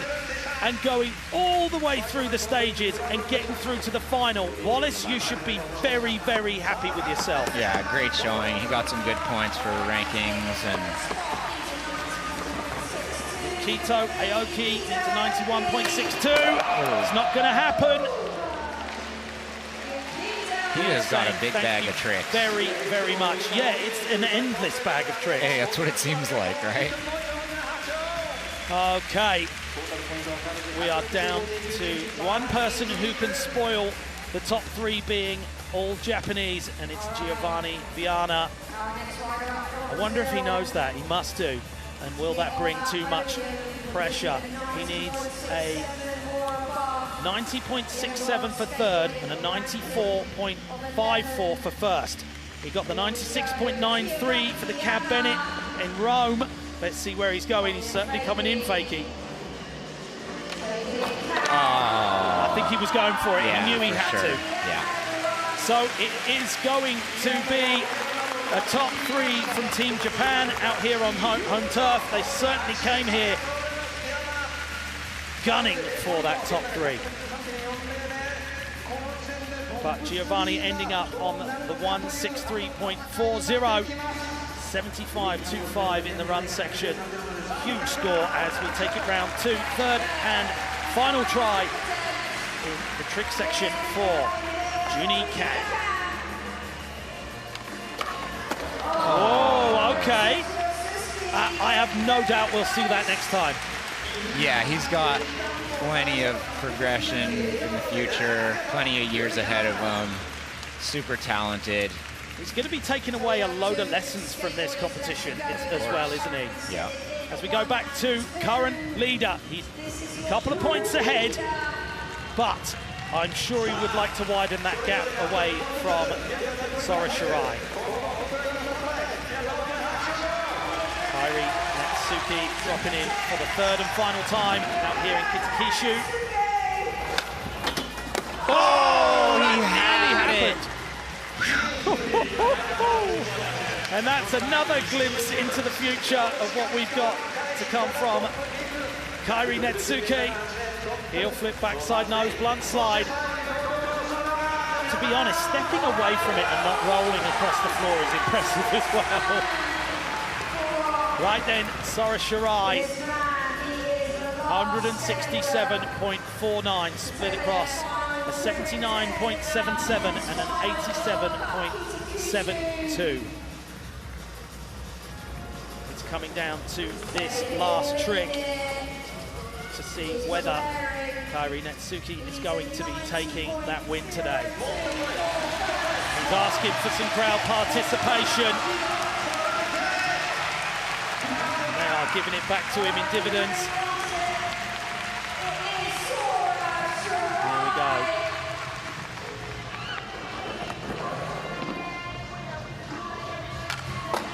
He's got it done! Wow, backside on 80, faking frontside 5-0. That is an absolutely bonkers trick. And now Kairi is going to be nervously waiting, hugging the caller there. Yeah, I don't know what the coach was saying to him right there, but... Well, we know the score he got in Rome for it. It was perfect execution as well. It's just whether they rate that ledge in Rome over this one. I think this one will be higher than the Rome one.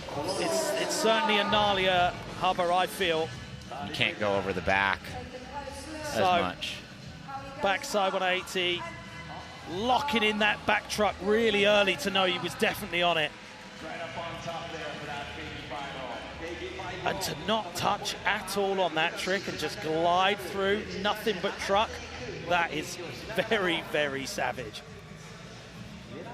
I mean, time after time, we see Sora coming through, and look at Kairi's face there. He's like, oh, this is a tough one.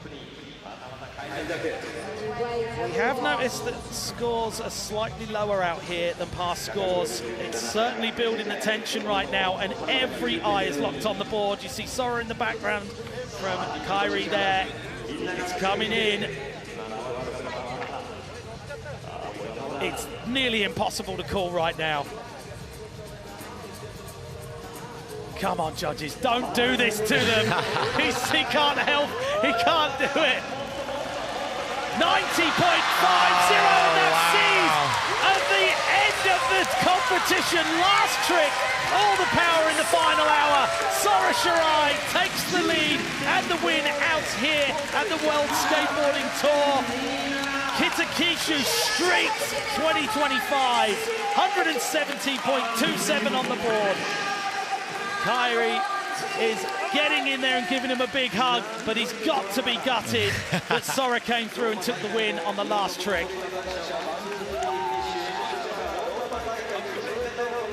It was all him, really. Oh man, that was just such a tough one at the end. It was really so close. I mean, what a wild ride. I mean, it always switches around at that section as the tricks start getting landed, but just so tense as we got down to the last few tricks. What an incredible competition. So good. Sora is buzzing. I do really feel for Kairi, though. You know, he was so close to taking the win. If only he would have got that heel flip backside nose blunt. It could have been so different, couldn't it? Yeah. And he's going to go back and just put in work on that, I bet, and go, okay. Right, let's jump down onto the course and hear from our winner out here in KITAKYUSHU, Sora Shirai, who is with Alex White. For this World Skateboarding Tour World Cup. これが今のスケートボードストリートの世界トップレベルです。最終結果、白井空が見事170.27優勝。このワールドスケートボードの大会として連覇。そしてネスケカイリが169.78で準優勝。そして3位は青木祐希と見事表彰台獲得。 Okay, few technical issues there. We'll jump back with them because we definitely want to hear those insights from both of them down on the course. So let's check out our final standings. Here we go. Wallace Gabriel doing himself proud and getting into the final for the first time. And Juni Kang as well. Deivid Tuesta getting that 6th spot, but it goes into the top 4. Matias Del Olio putting on a great show, 164.56 on the board, and just behind Yukito Aoki in that 3rd place. Kairi Netsuke bumped off of that 1st place position and ending up just behind our winner out here in KITAKYUSHU, Sora Shirai. Absolutely incredible skateboarding here. It never fails. And the World Skateboarding Tour ending 2025 on a big bang. So good to see. And I think it comes down to an amazing course that was used by these top 3 right here. Backside nose blunt slide, frontside feeble, the kickflip every go. Yukito Aoki absolutely smashing it with a nollie inward heel, and it was linking the combination of tricks together that no one else was doing that secured him in that 3rd place, as well as that nollie varial heel out of the crooked grind, and then matching it up in the trick section. Nollie heel flip big spin, backside lip slide, sealed the deal for him. Precise, accurate skateboarding right there. 2nd place, but only just. And coming out for that highest run score, gunning with the backside nose blunt. And we know he's got those cab heel flips on lock. But it's tricks like the crooked grind, nollie flip, and the late big spin, front board slide, and the heel flip frontside blunt slide that got Kairi into a very comfortable position as we went through the rest of the competition. But heel flip, backside tail slide, big spin, first go, and done that well was one of the biggest moments that we've seen on the World Skateboarding Tour. And it was looking very comfortable by a couple of points for a long time, but Sora Shirai came through with all the power in the final hour and put together the combinations that took the win out here today. That frontside blunt slide was ridiculous. And doing some of the hardest tricks known to skateboarding when it mattered. The Sora grind there. And coming through with the backside 180. Fakey frontside 5-0. So awkward, so blind, but so well done. Nothing but truck on that one. Such skill and ability there. And it is a top 3 for Team Japan. Looking very, very strong, but absolutely gutted for being beat right at the last second there. Right, we've sorted out our technical difficulties and we're going to jump back down course side with our winner and Alex White. Yeah, sorry about that, guys. Mike wasn't working the first side. What I said was Sora and Shay should be the Samurai brothers because they seem to be in this together. Now, Shay, during that second attempt, you slammed and then you went over to Shay and you regrouped. Can you tell him what you told him there? I told him that he knows what he needs to do. He went a little too close to the ledge. He went on top, but he just needs to go a little bit further, and then he knows he can do it. He's done the trick a bunch of times, and yeah. How'd you feel about it? どういう気持ちでしたか？ラストのアテンプト、その怪我の後。いや、もう本当に痛かったですけど、皆さんのパワーが最後のメイクにつながりました。He said he definitely felt the pain after the bail, but with all the energy in the room, me by the side, and just, yeah, it just made him have the energy for one more. And Shay. And Shay, I love that. I want to say, competing against all the other Japanese skaters, you guys were neck and neck. You and Yukito and Kairi were also right there. What was that like for all of you? トップ3も日本のスケーターで、カイリーとユキトで、そういうどういう気持ちでしたか？1、2、3がもう日本のあと友達だしさ、それはどういう気持ちでした？まあ毎日ね一緒にご飯食べたりゲームもしてたので、ここ北九州で、もう本当にこの3人でこう表彰台に乗れることを嬉しく思います。He said since he's been in KITAKYUSHU, like him, Yukito, and Kairi have been playing games in the room, getting dinner together the whole time, so it just felt right to be all together in the finals. It felt so good to be skating together.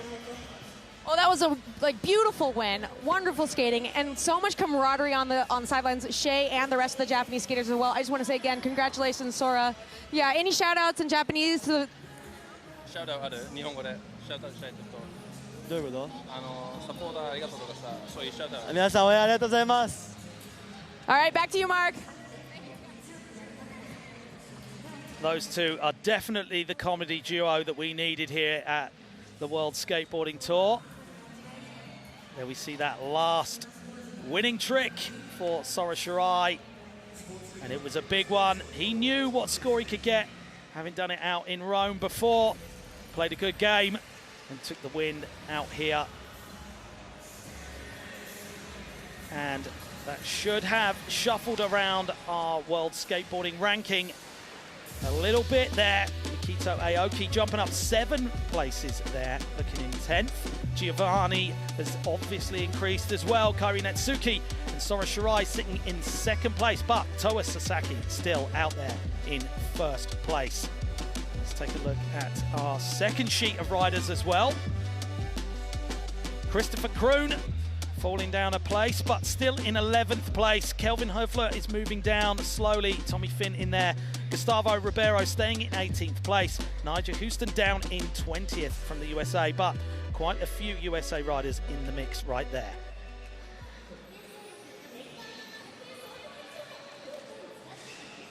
Absolutely incredible scenes out here in Japan.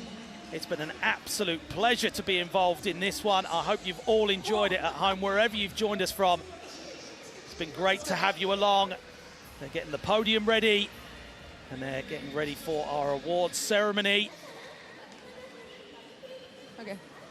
Lots of bamboo around on the trophies and on the walkways. We've had packed crowds, as you can see here, out in KITAKYUSHU.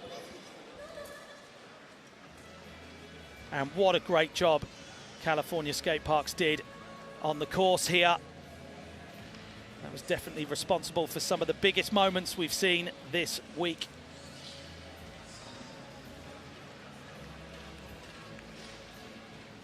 Well, it's been a great time commentating once again. Thank you very much for joining us. I'm going to sign out and hand you over into the capable hands of Alex White and Ryan DeCenzo. Hey, thank you so much, Mark. Wonderful working with you today. This final day, final thoughts on finals day, Ryan. What do you think? It was absolutely insane. The level of the women's was out of control. Yeah. Came down to the last trick for the men's, and just absolutely insane talent from Sora, and just to qualify at the top the whole way through is something you don't see all the time, so that was super impressive. Yeah, I want to talk about Sora a little bit more there. That slam he took on the second try there on the back 180 to fakie nose grind was so brutal, and he got back up. Talk about some of the toughness of these competitors. Yeah, as a skater, you got to be tough. You got to be able to take a little bit of a beating. You got to have a good pain threshold level, and you got to be able to pick yourself up off the floor and pretend nothing happened and just go hard in the paint. And also, I got to say, you got to have good people in your corner. Like Shea in his corner right there, being surrounded by people that support you. I mean, what have you seen around the camaraderie of all the teams out here? Yeah, I mean, everybody's supporting everybody. It doesn't matter what country you're from. Skateboarding is all love, and showing love for other skateboarders, regardless of where you're from, anything like that. I mean, that's what makes skateboarding the best.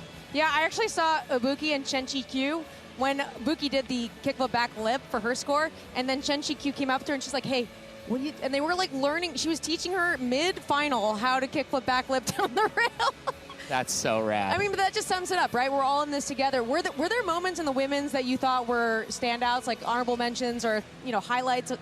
Yeah, definitely the kickflip nose grind and the switch nose grind. Yeah, Yuanling, yeah. And Chloe, just the clutch last minute front blunt big spin. Yeah. That switch frontside nose grind she did was next. I mean, women's switch skills, switch skating. Yeah, and it's coming out right now. It's showing, and it's risky tricks. Switch nose grind is a deadly one if you don't lock in. And you were just mentioning Chloe Covell, right? An emotional start in this new format. Can you speak to a little bit about how much pressure is now on the run section? Yeah, you could tell Chloe knew how much pressure was on the run section. She bailed her first trick from her first run and was already just shook, and after the second one went not so great too, she was really upset. And so it's just important to have that run section dialed. Yeah, you know, it all comes down to this perseverance, having good people in your corner, and feeling the love of skateboarding. It's a global sport, and I was so excited to share this with you, with Mark, and with all you viewers out there. I want to thank everybody for tuning in, thank the production team and WorldSkate. Tune in for the next one.